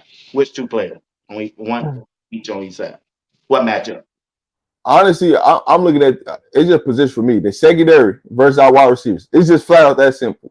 Our secondary their secondary versus our wide receivers. That's what I'm looking at. That's the only thing I'm focused on, because that's going to tell you a lot, right? What they do. If they come out and man, will we run the ball, or if they go zone? I expect them to play more zone than what they've been playing in previous weeks. I don't expect them to play a lot of man. If they play, I'm just being honest. If they play a lot more man than they play zone in this game, I'm telling you right now, Shedeur Sanders go torch him for 500. It just gonna happen. Because they let TCU top receiver go for 200, 13 catches for 200. Yeah, I saw that last night. I saw it when I was watching the replay. If you go back and watch the replays of some of those catches, just imagine if that was Travis Hunter, what he would have did to them DBs. It would have been more than 200 yards. Because that wide receiver, he couldn't shake one of them safeties. Travis would have caught that thing, planted, shook him, and just took off. And then been in the end zone. So he probably would have had 6 touchdowns for 400 yards. So, hey, you give us those opportunities, them big opportunities in the middle of that field wide open. Y'all play that cover 2 like y'all was playing in that game. And watch what Jimmy Horn and LaJohntay Webster do to y'all in that middle of that field. I promise you, it's going to be a lot of points put on the board. And so I don't expect him to play a lot of man. I expect him to play to mix it up, man and zone, depending on down and distance. But I don't expect them to do what they did against TCU and play man. Because if they go man and they go to a lot of cover zero, because they played a lot of cover zero against TCU and got torched. They play that cover zero coverage against Colorado. Mm. We gonna have 500 yards of passing alone. Mm. And we can gash them in the running game. Honestly, what I would love to see out of this offense, and I would love for us to run a running back draw. Just a running back draw. Just a delayed running back draw and let him run up the middle. Because it's going to be open. But my thing, when you do it wrong, he like to take them guys on, them safeties and DB head on. And I don't want that, bro. I want him to get down. When it's open and down, I want him to run. But when it's time to get out, man, get down. He's gonna be smart. I don't think he's gonna be he's not gonna take unnecessary hits this game. He's gonna be smart because this game means something. This game means something. Yeah. So okay. All right, let's see. All right. Let's transition to the defensive side of the ball, Rob. Like I said, we're gonna start this thing out with a video. You told me they be coaching on the sideline. I didn't see that last year. But when you said that, I had to do a little research. And hey, you were right on it, bro. I had to give it to you. Robert Levinson, the defense coordinator. When we get back, I'm going to let you dive in and talk about our defense coordinator. The fire! We got to put it out, right? Hold them to a field goal attempt, right? Get momentum back. Hit one wide and money on the flow. Let's go. Let's get off the field on third down and let's attack it, right? They're not running for shit. Keep playing downhill. We're doing a great job up front. All right, everybody with me? I want to see you make plays. Let's go. Right? They got 3 timeouts with 43 seconds left. All right, let's fucking go. All right, it's hard count. It's direct runs and it's shots, right? Feel the energy. Ain't a lot of shit in here. Let's be the motherfucking difference right here. Right? 3 and out, short field. We go down and score, and the place goes crazy. All right, everybody with me? You want to put dime out there? Does everybody know where they are in dime? Field goal block, right? Is everybody good?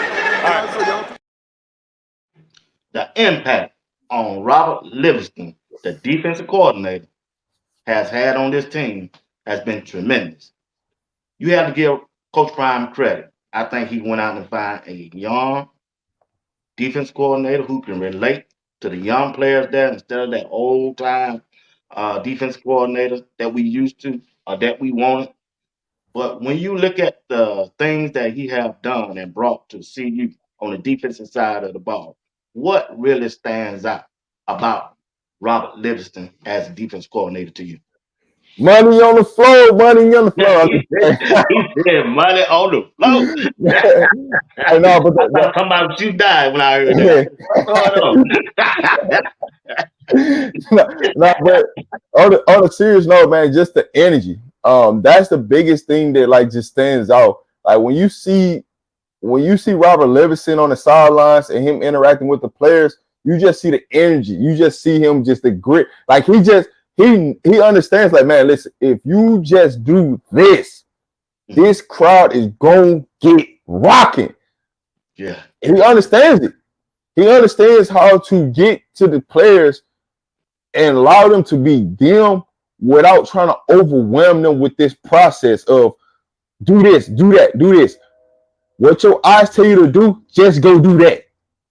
That's what you love about Robert Livingston. He's allowing these players to be and to perform at their skill level without putting a complicated system in. Well, if you see this, check to this. If you see that, check to that.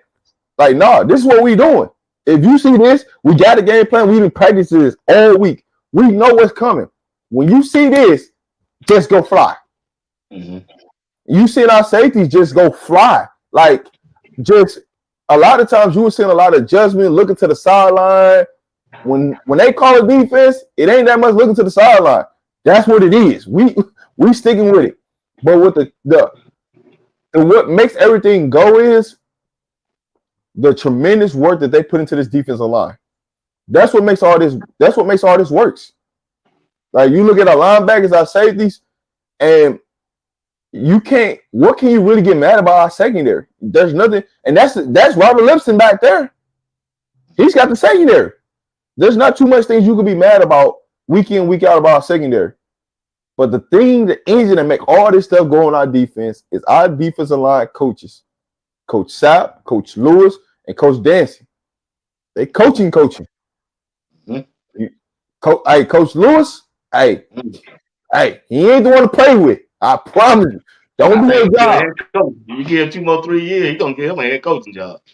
Don't do your job if you don't want level or defensive coordinator. Yeah, he coaching. He coaching. Now, when we look at the defensive side of the ball for his players, right? Start with this defensive front. How Shane Coates, Free Bonds anyway, Free Bonds. How Shane Coates has been looking for you so far. Year 2 looking a lot better than last year, but also it's because he's got help this year that he didn't have last year. When you got Barnes next to you and you commanding that double team, it makes it a lot easier with Shane Coates, baby. It makes it a lot easier with Shane Coates because you got big Barnes taking on 2. Thank you, Steve. You hear that, Steve? I told you, Barnes make it easy with Shane Coates and those linebackers. Rod. Go ahead. Now, here's what I'm gonna say. Now that you got your dozy back, I'm gonna get there. Go ahead. And you got Barnes in the middle. Go ahead and ride, Rod, ride. If both of them taking 4 people, we should be having a party in the backfield. Exactly. We should be having a party in the backfield. And the biggest thing with Barnes is we just got to get him in game shape. If we can get him in game shape where he can stay out there 3 downs, right. We're gonna be causing havoc. Yeah. We're gonna be causing havoc. We gotta get through he in shape, bro. You just heard Rob tell you what I told you. If Barnes gets into game shape, J-Dot, you hit it right there in the head. If he gets into game shape and he plays with lower pad levels, he's gonna be a monster. He always going up high. Every time he do the bull rush, he ever get some whatever work with his technique.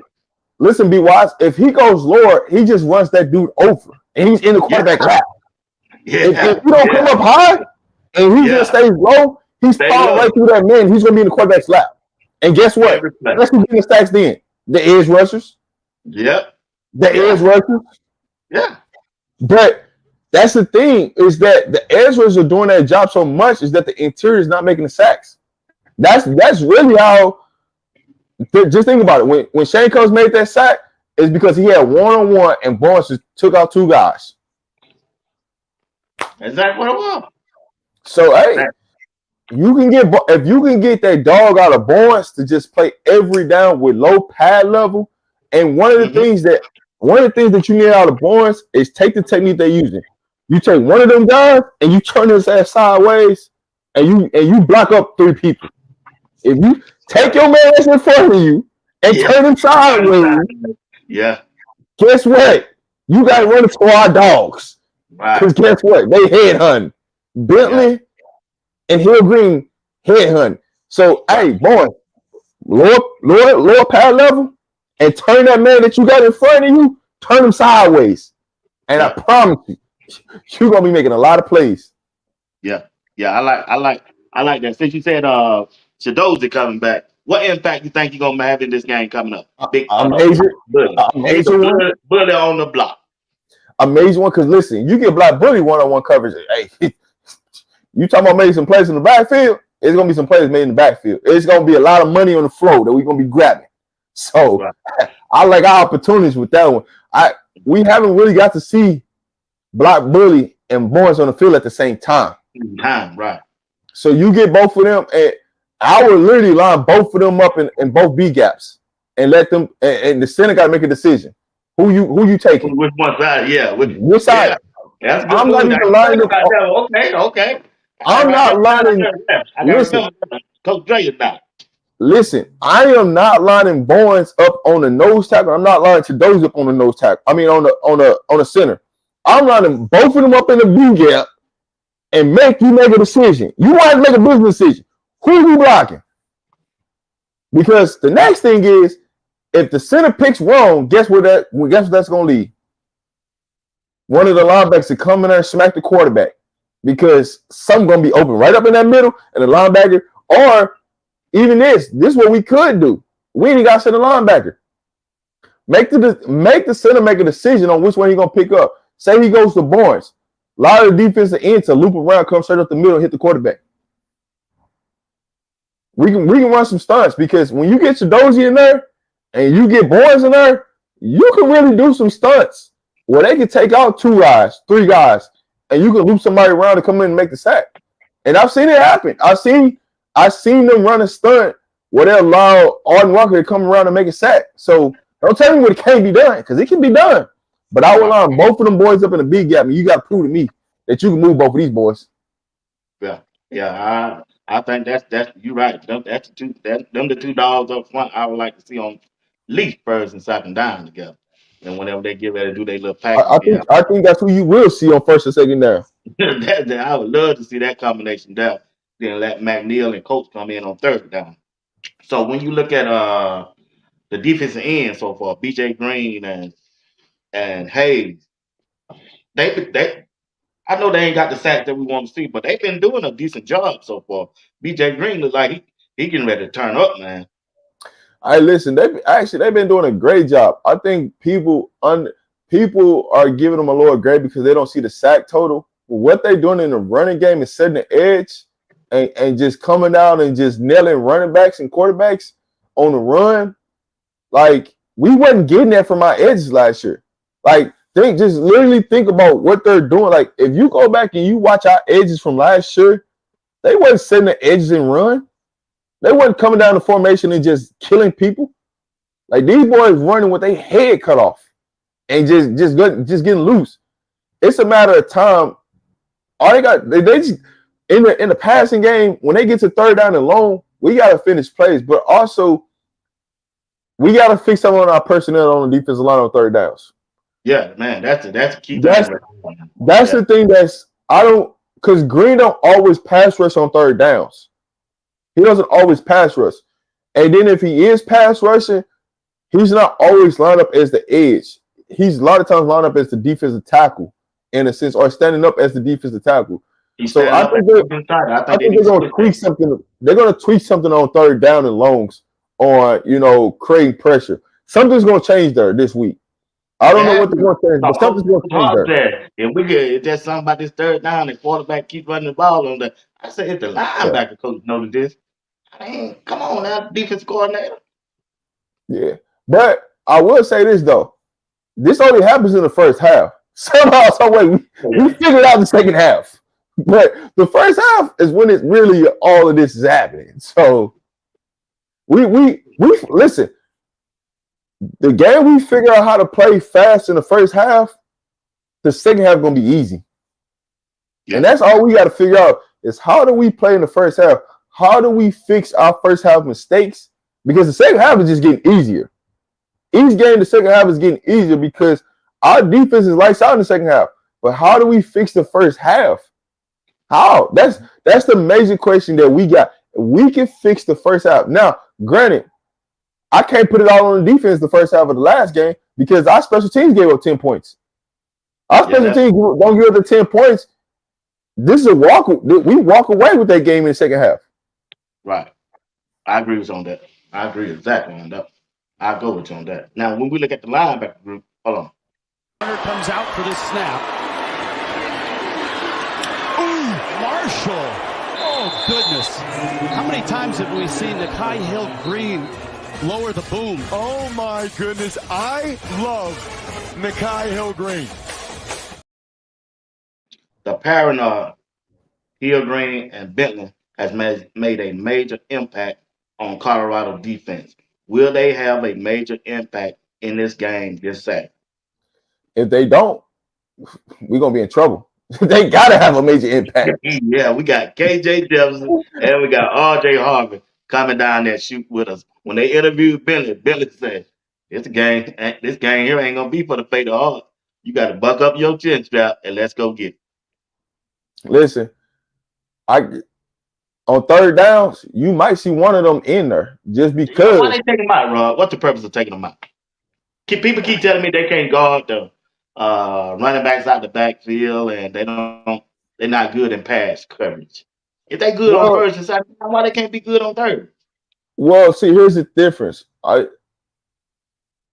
When Shiloh gets back, you're going to see what they really was trying to do. With Shiloh out, because Shiloh would have been a middle linebacker in that case. And the way they're designing their down packages, Shiloh or Carter would have been a middle linebacker. So these type of things wouldn't be happening. But because Shiloh is out, it's kind of hurting what they're really trying to do on third down and long. They're going to their down package, but they're putting more speed out there on the field in the situation and taking the linebackers off. But we're not diagnosing plays. Like, you can see this a mile away coming. Like, being at the game, you can see this a mile away coming. Like, the way we lined up, the way things are sitting, I'm like, man, this is a QB draw. Because we got three defensive lines on one side Yeah, and one defense end on the other side, and Trevor Wood in the middle. But when he take the snap, he dropped about 10 yards back, so the middle wide open. yeah, you can see it a mile away because most of the time Trevor lines up in that big gap where the defensive lineman ain't at. They line up in that big gap. He's normally lined up in that big gap, and sometimes he comes and sometimes he don't. And when he does come, it really opens up the seat because now where you should be trying to slant the middle to cut it off, we going wide and we're opening up a bigger gap for the quarterback. So there's a lot of things that we got to clean up on third down and long situations, but we fixed that. It's gonna be lights out on this defense. It's gonna be lights out. Third down, they problem. The personnel So pack. Third yeah, down. we just got to clean up how to get off on third down and long situations. Like third down and short situations, we know how to get off the field on those situations because guess what? Guess who's in the game? Yeah, two Guess who's linebackers. the linebackers are in the game. When we in third and long, is them when people convert on us, it's third and long. It's not third and shorts. Right. When it's third and three, our linebackers on the field, they're not converting. When it's third and long is when people are converting on us on third downs. Like if you used to put a percentage in on like third and long versus third and shorts, the percentage of third and longs will be higher on people converting than it is when it's third and short. If I'm anybody, I would want to be in third. I would want to be in third and long, Colorado, because they prove it to you. It's like Yeah, because they ain't make you no. gonna convert. But check this out.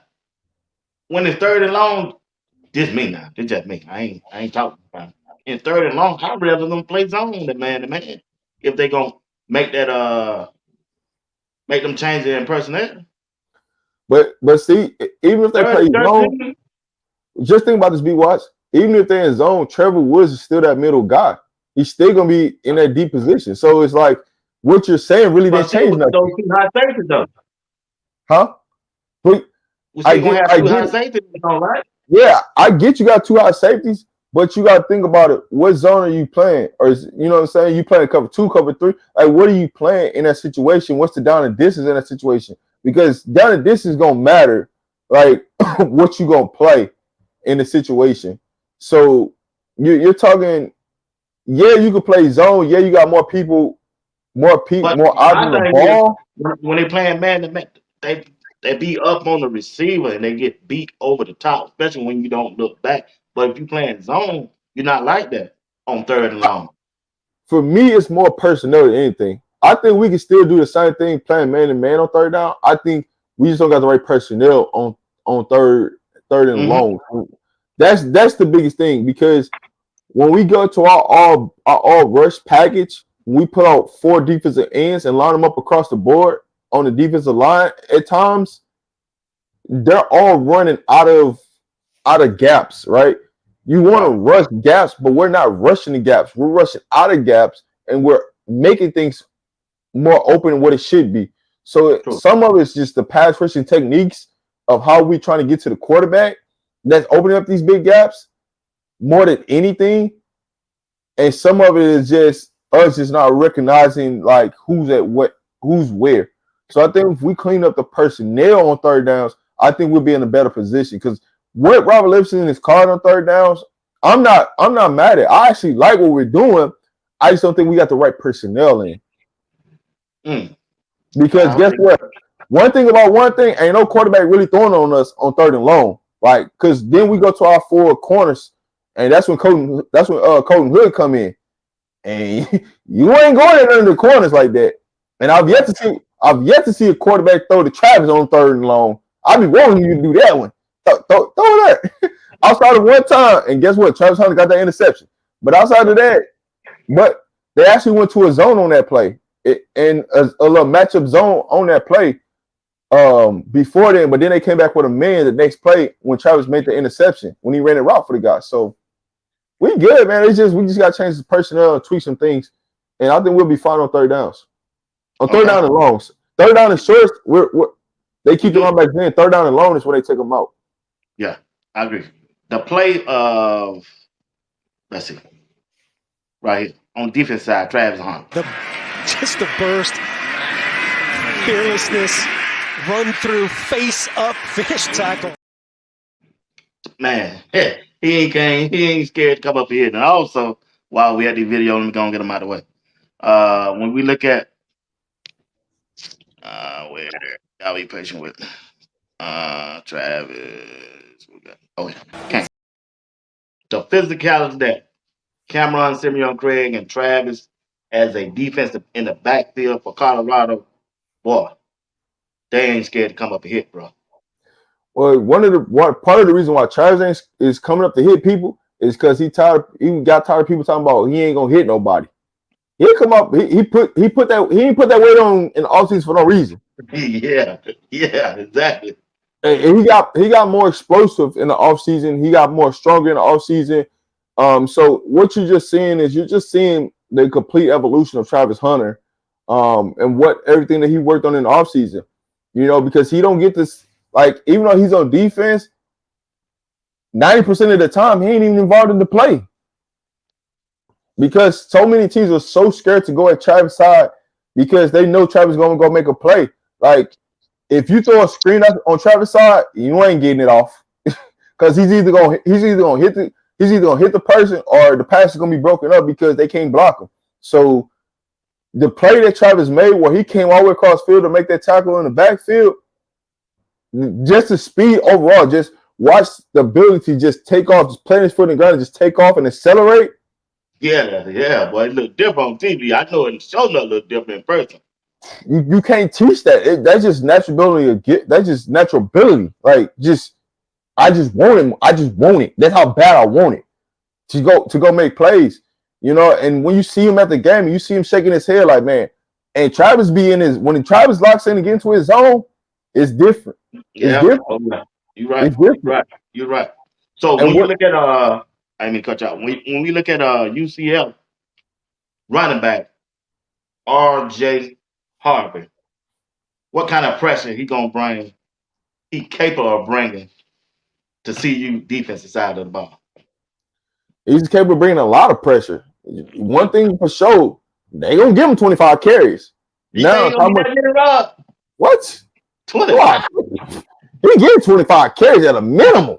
Just that one running back. I ain't know that fast till last night till I watched the video. He gonna get 25 yards. He gonna get 25 carries in the game. He gonna get 25 minimum. But what about minimum? How many goals will he get? Listen, only way he don't get 25 carries is if he get hurt. As long as he out there in that field, he gonna get 25 carries. That's just proving. He had 22 the last game. Against TCU. You just don't hear that, man, from a college running back getting that many carries in the game. He getting 25, and he don't. One thing about RJ Harvey, he don't care if he gets 1 or 2 yards, because he know you gonna get tired of hitting him, and he gonna break one.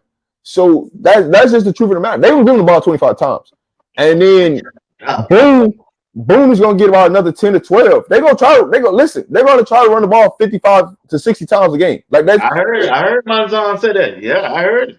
When you talk about running the ball 60 times, 25 of those carries out of that 60 going to RJ. All right. So then you take another 12, you get that to Boom, right? That's about what 30, 37 right there out of 60. You So think they were running on third down when they then take? you got the quarterback. Then you got the quarterback runs that they're gonna design up. Yep.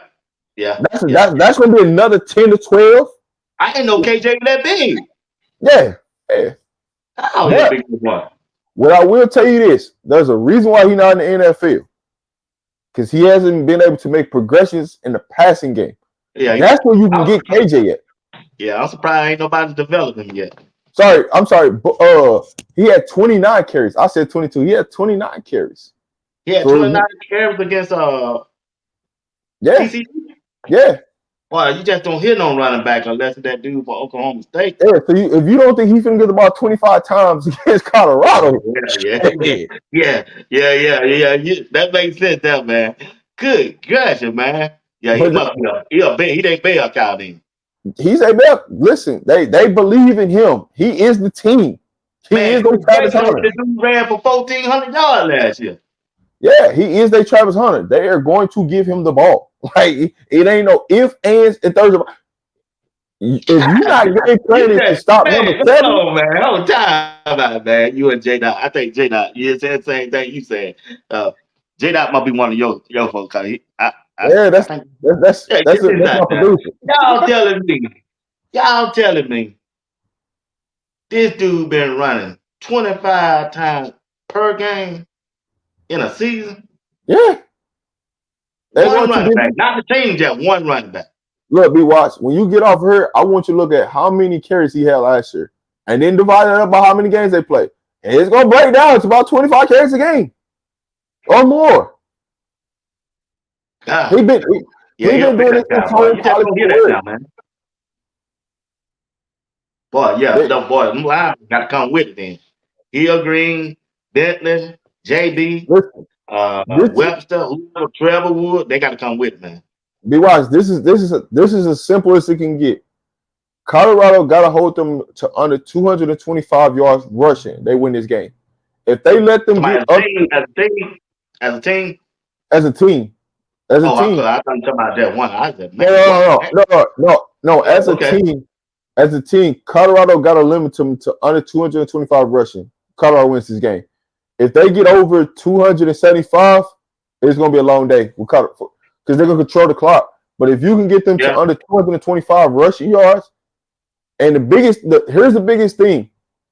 You got to make KJ Jefferson throw the ball more than 20 times. If you got KJ Jefferson throw the ball more than 20 times, your percentage of winning goes up because he doesn't throw the ball more than 20 times. So he's not that active either. But hey, to the chat, how many y'all think RJ Harvey gonna have? Hold on. Let me rephrase this. What's the amount of yards Colorado can give up to RJ Harvey, if that makes any sense? I don't think he get 100 yards. So listen, what do you have, $180 last game? So Colorado got to limit him to about 110 or less. He ain't getting no 100 yards, brother. I just don't see it on our linebackers. Unless they do something crazy on third down. Unless they run that ball on third down when they ain't out there. It's not about first and second down. It's third downs when he makes his plays. Dale say 117. Man, y'all really think one running back can rush over 100 yards on CU defense? I don't see that, bro. Unless they gonna do it on third down. You said what by the third down, Lord? Third down is where RJ makes his plays. That's what you got to realize. That's when he makes first and second down is not really when he makes his plays. Every time he makes his plays is on third down. So it ain't gonna be about stopping him first, second down. It's who do we got at linebacker on third down? Because that's when they're gonna try to run the ball the most. And it don't matter the down the distance. Yeah, God, I was definitely say that. What about the down the distance? They still gonna run? It don't matter. If you listen, if you give them the right look, they will run a draw. They will run something for him on third down. You can just book it. It's just what it is. I tell my boy Coach Hart, boy, shoot. I ain't got to tell him. He should know. Listen, The thing We about know RJ, if y'all telling me this boy ran 29 times last game, yeah, Coach Hart them all to know what he capable of doing then.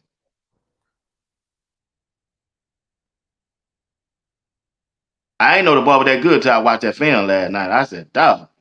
I just don't. it's Me personally, hey, we got about 20 more minutes. Me personally, I just don't see no running back rushing for 100 yards on see be I don't watched. care 30 times. The thing that with RJ that makes him good is his explosiveness. He can hit a gap and get out of there. I, That's the I thing saw that it. gets Once he get to that second level, he gone. you. That's the thing that gets you. So now it's not about you trying to take him head on. You just hoping that he does not put his foot in the ground and plant and just hit it. That's the thing that separates him from a lot of running backs is because not only does he have the power, he also has the speed to just. He dangerous. That's the thing He dangerous. that's the So thing that you can't I grade. haven't seen Boom. I didn't get a chance to see Boom. So what's the difference between him and Boom? Style of running. He's just bigger. That's really it. Because Who bigger? Which one bigger? RJ is just much bigger. That's it. Okay. Boom can still give you that electrifying, explosive play, but RJ is more got the real speed. So Boom, I look at him like Isaiah from our team. That's how I look at Boom. He's like Isaiah. Okay. All right. All right. I mean, that's still nice for him. That's still nice. That's nice running back. But so who poses the most threat? RJ, the quarterback, or for running? Boom, or the quarterback? Jefferson.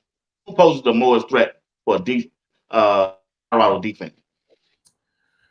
I mean, you got to key in on number 7, but here's a person I would definitely tell you keep your eyes on is their wide receiver, Kobe Hudson, right? I'm being I'm talking honest. about from the running back. I'm coming to him. I'm coming to him next. From the For running back. the running From backs, running about. it's got to From be the number 7. rushing. Yeah, it's got to be number 7, RJ, because he's gonna You get the think he's most gonna carries out pose of a everybody. more threat than Jefferson in this game? Listen, I'll tell you this: the more Jefferson has the ball in his hands, the higher percentage Colorado has to win. That's the simple math. That's why RJ is the easy answer because if KJ Jefferson got the ball in his hands, that's a good thing for Colorado. That means we're doing our job and we finna get the ball back. So KJ really doesn't hurt you. He just benefits from a great running game. Because if you make KJ Jefferson have to throw, guess what's going to happen? You're going to get an overthrow. You're going to get opportunities for interceptions. Hey, You're going to get Arkansas. You're throwing so you can pick it off then. Yeah, he's going to give you opportunities. And sometimes KJ can be loose with the football. UCF will fumble from time to time. They will give you opportunities for turnovers. Now, can you take advantage of it? It's a different story. But they will put the ball on the ground. They will give you opportunities to make interceptions. But you got to make KJ into a passer instead of a runner. I agree with you on that. I totally agree. Now, Kobe Hudson, the wide receiver, he pretty good. He's their best wide receiver. He got good speed on him. He can get loose. But the thing with UCF is they're gonna try to allow you to sleep with the running game. And when they allow you to sleep and they finally do pass the ball, it's a quick slant or it's a down route. It's just this what it is. You know what I'm saying? They're not really running a route tree. They're gonna keep it simple with KJ. They give him one read. If that read ain't there, put it down, run. That's just what it is. So when you look at KJ, who's gonna match up against Kobe? I don't think it's gonna be Travis, I'm just being honest. I don't think it's gonna be Travis Hunter. I think it's more than likely going to be DJ McKinney. DJ McKinney is gonna be lined up against him, and I'm telling you right now, they're gonna try to throw it to him. But I'm telling you right now, DJ is more likely going to have that assignment, and they're going to throw at DJ. DJ got to be locked in. And there should be a safety over top. There should be a safety over top on him. Right. Because if I'm anybody, I'm putting a safety over top of DJ, and I'm baiting him to throw it on Travis Hunter's side and take the safety away from him. I'm baiting him to throw it. Because one thing about it, if the ball get in the air, Travis can go get it. So I'd rather take my opportunity with allowing Travis to have an opportunity to go get the ball and put a safety over top of Kobe. I don't think Kobe's going to get to his average, what he's been averaging all season. I don't think he's going to get there against DJ. But DJ has to be locked in this game because best know the targets are coming towards him. Because what they seen on film last week, they're going to target DJ. Yeah. That's why I'm kind of worried about it. That's why I prefer Colton Hood over DJ. But DJ, he got so much advantage as a cornerback because of his length, his arm reach, and he don't like to jam the receiver coming off the line of scrimmage. He ever get that down pack and start looking back for the ball, he gonna be all down. I think this is a game where you're gonna see Colton Hood play a lot. Yeah, you're gonna see Coach. I truly got this theory. If I'm CU, this is really what I really would do. I would literally move Travis Hunter to safety and to bait them into throwing the ball. The reason why is I would put Colton Hood on the field, and I would put Colton Hood on Kobe, and leave DJ on the other side and have Preston in the slot, and I would have Travis Hunter and Carter Stoudemire as the two safeties this game. And y'all hung on Stoudemire. I like Hunter. Listen, you gotta think about what I'm finna do.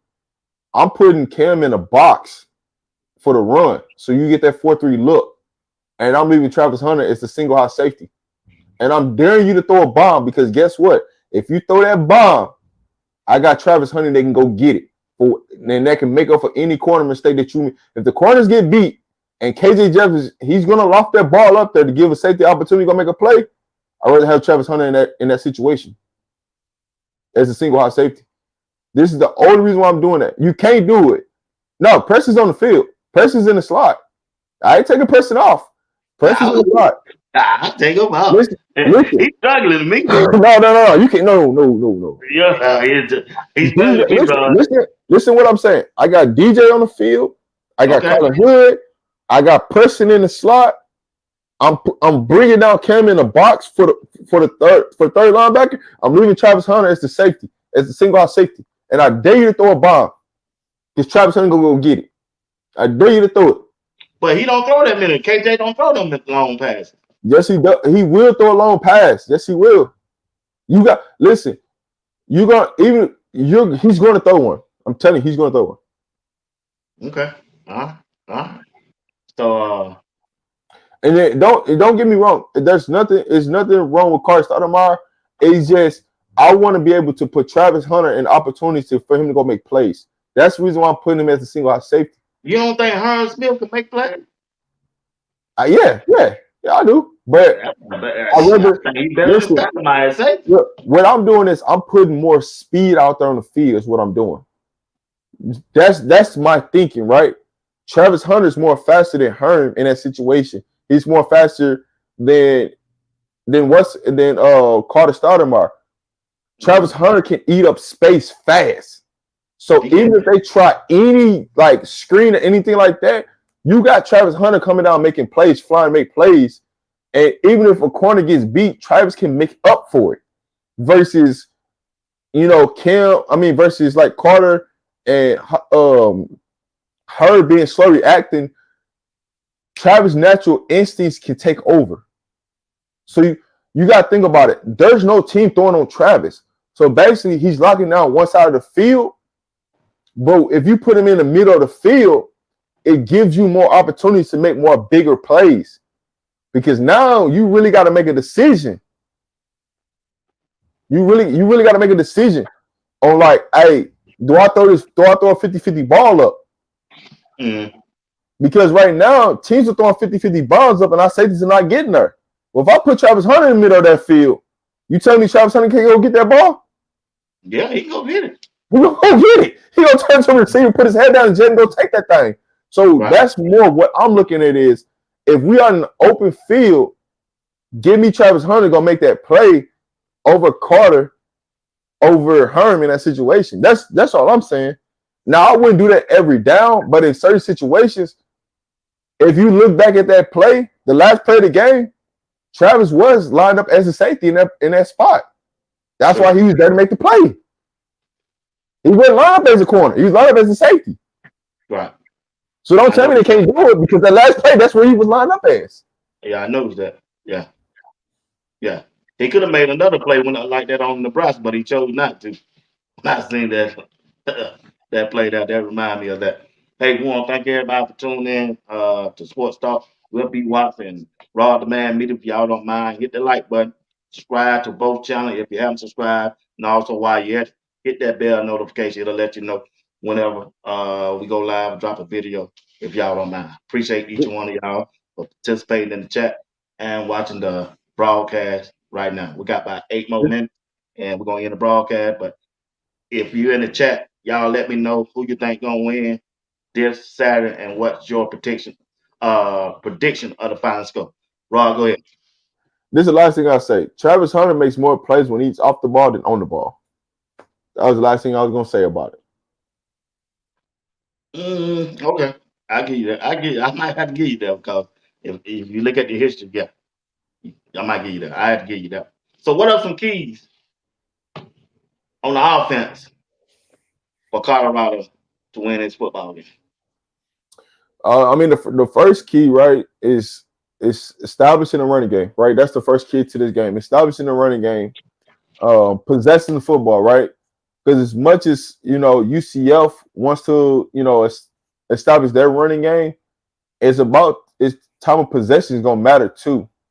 So once we establish the run, I think you're going to see a lot of play action out of Colorado this game. Protecting too is definitely the second key to this game. But overall, when you look at this game, it's really going to come down to see you getting playmakers involved, right? Get the ball to your playmakers and let them make plays, right? Those would be my 3 keys, right, in this game. Establishing the run game, time of possession, and protecting too, and just getting the playmakers the ball. That's really it. Okay. On the defense side, Colorado, what are some keys they need to do to win this game?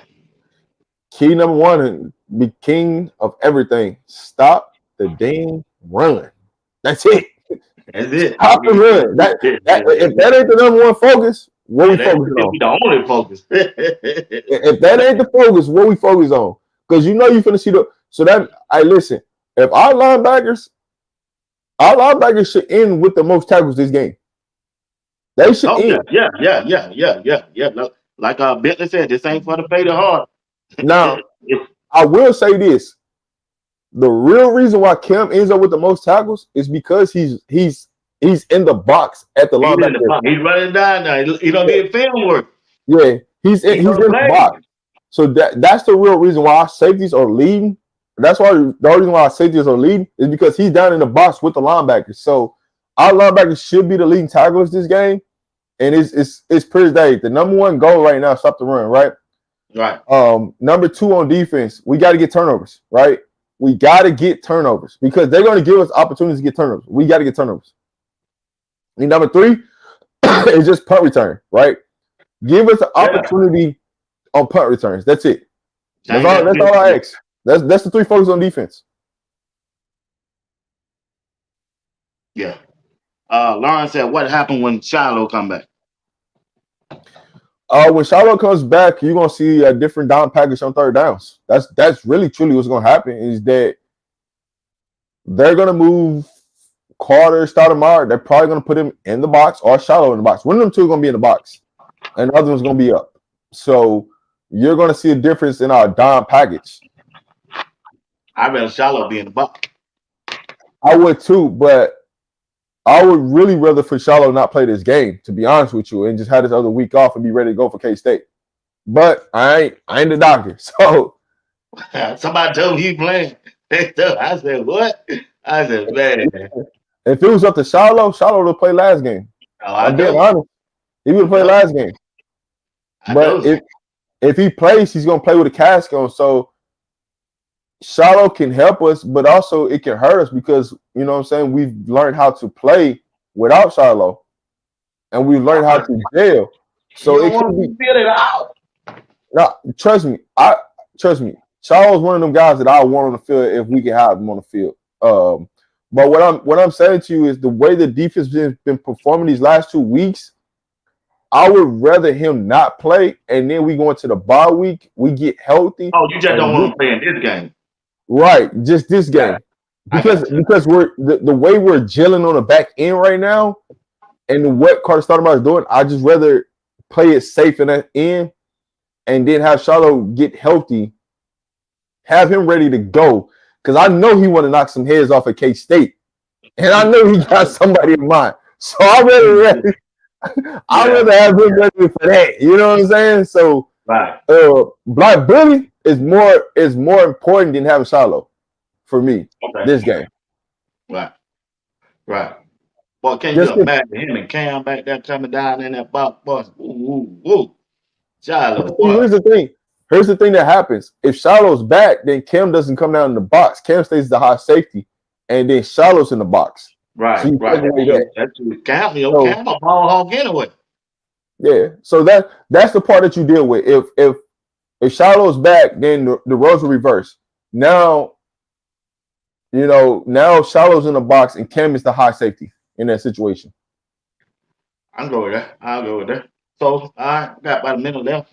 What's your final prediction, big dog? What's your expectation? I haven't even thought about it yet. So I'm doing this right off the top of my head, man. I haven't thought about it. Um, I expect Shador Sanders to go for over 350. For over 350, I expect 3 touchdowns, and I expect the running back to get 2 touchdowns. So with that being said, I expect this Colorado to score at least 38 points this game. Um, UCF, I expect them to be in the game, but I feel that we're going to take advantage of their defense to score enough points to win this game. So I expect 38-35. We win by 3. What do you think they're going to boy? They're going to score 35 points against defense? Our defense? You got to think about it. They're at home. Some fluky is going to happen. I always think about certain fluky stuff always happen when teams play Colorado. That's what I always think. That's what I always think about anytime somebody plays. Colorado will cover the spread. The minus 15 points is ridiculous, but that's cool. Man, If I'm you're a going to betting talk to you person, about that next. Man, what you think about that, bro? listen, That if you're a betting person, thing. listen, if you're a betting person and you ain't take that 15 and a half point spread, you're a fool. Like that's just free money that they're giving to you. It is, man. Good, good. But here's my thing, though. I just think that Vegas is still trying to figure out this Colorado team. Like Vegas ain't been right on not one game this year on Colorado. Like the margin hasn't been right not one time. Ain't even came close. So you gotta, you know what I'm saying? Like last week we was a plus 14 and a half. This week we're negative 14 and a half. I mean 15 and a half. So it can go any way. But I'll tell you this: it ain't gonna be a 15-point blowout. I don't think from no side. Now, the always a 15-point blowout for Colorado is because UCF turned the ball over 3 times. But I do expect us to get some turnovers this game. I expect us to get some sacks this game. And really turn up because we're in the state of Florida. And so I'm just in the mindset of we're gonna score at least 38. Now we can, in true reality, we can really hold UCF under 21 points. Mm-hmm. But will we be locked in all game long? And the determining factor how this game really gonna go is the first half. The first 2 quarters of this game gonna tell you how this game gonna go. And we shut them down the first two quarters, it's game over in the second half. I can go with that. I can go with that. I can go with that, bro. All right, Rod, I don't have you for 2 hours, man. I appreciate you, brother. Got a couple things I need to do before tomorrow. Go back to work tomorrow. But anyway, man, I just want to thank everybody for tuning in tonight. Hey, I mean today, this afternoon. We're getting ready for Colorado and UCF. I expect this game to be 31-6. I don't see UCF scoring a touchdown on Colorado defense if they get the personnel right at the right time on the down and distance. I just don't see that. Cause they just got too much talent and depth on CU side to me than any other team that I don't saw and that I don't cover. I hadn't looked at everybody team for depth wise, especially UCF. But right now, that's how I see it. But anyway, appreciate you, Rob. Shout out to Coach Dre. See him tonight. If y'all ain't doing that, Rob, you want to be a part of it, I'll shoot you the link and let you know. We come on at 8. We can talk about it again, but just to hear y'all two go at it one-on-one. If you want to come back at 8 o'clock tonight, we'd love to have you before you make that trip down there to the Florida. I'll shoot you the link anyway. It's up to you to come on. But anyway, appreciate you, man. Thank everybody for showing up in the chat and also who's watching the show. Once again, hey, may God continue to bless you and your family, Rod. And always remember, man, if you be good to God, God will be good to you. Once again, thank y'all. Rod, I give you the last word, and we out of here. Before we end this broadcast, I just want to say thank y'all for everybody that came out to support while we doing this live stream right now. If you're in here watching, man, all we ask, man, is just hit the like button to the channels, subscribe, hit the notification bell so you know when we going live. It's always a blessing to get on here with my brother BWatts. My brother gonna be on here tonight. Y'all might see me back on tonight. So, man, it's just been a thankful. I'm just thankful. Blessed. Anybody that's traveling out to the state of Florida, safe travels. I will be there in person. So just let me know. Leave a comment under the video. Let me know if you're gonna be there. I will be there. So hey, safe travels to everybody. Thank y'all for tuning in to this broadcast because we couldn't have did this without you guys, man. And we appreciate y'all, no doubt. So we'll see y'all tonight, 8 p.m. Eastern Standard Time. Right. That's right. Good night. Good day. Y'all have a good night. We'll see y'all tonight. Appreciate it, Rob. See you.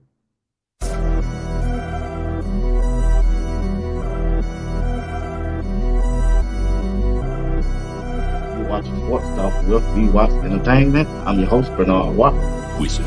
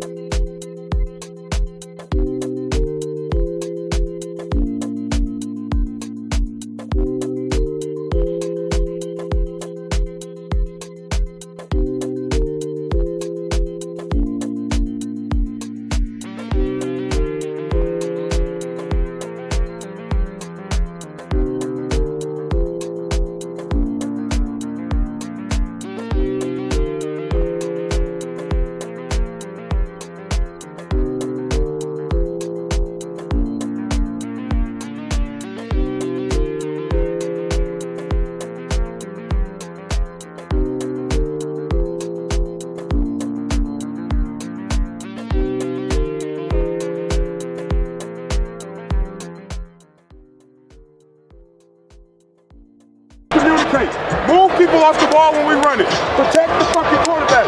He is getting hit way too much. I don't like it, so I know you don't like it. I know you like it. Take pride in not letting your man hit the quarterback. Do we understand that? I don't want to see him on the ground no more. It's time to go home. Hey, no more MMA. Execute the game. Cover your ass off. Let's go get this. Let's go take this game off. Y'all fucking with me. Building a foundation. Get locked in. I don't give a fuck about you being fatigued, because this is what it's going to be in the game. It's going to be hot. It's going to be heavy. We're going to be breathing hard. You got to focus and get the job done. Y'all understand where I'm coming from? Sir. Fatigue make cowards out of all of us if you let it. Don't let it. Dig deep and work. Work. That's all we got. Work. Work don't give a it just want to get done. Y'all understand what I'm saying? It just want to get done, so let's get done. All right, here we go. Let's go. You got to bet on you. It's so funny that you believe in others. You would bet on others. You would support others. You would be there for others. You would even lie at times for others. But when it comes to you, you take a darn back seat. I don't understand it. I'm going to bet on me. Now that hope has elapsed, it's time for expectation. And I hope you're sitting there with expectation that when you pull into the stadium or you turn on that television, that we're going to give you what you desire.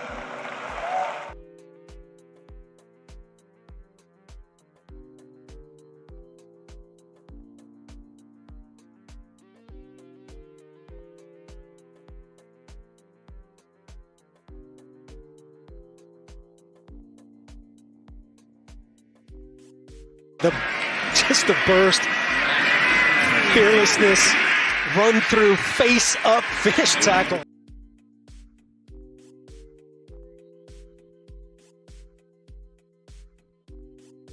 Runner comes out for this snap. Ooh, Marshall. Oh, goodness. How many times have we seen the Hill Green lower the boom? Oh my goodness, I love Nakai Hill Green. Listen.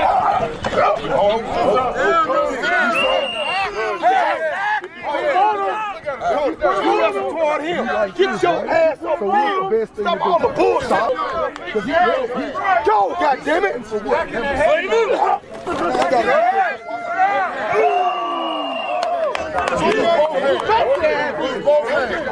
Well, get out the way, bro.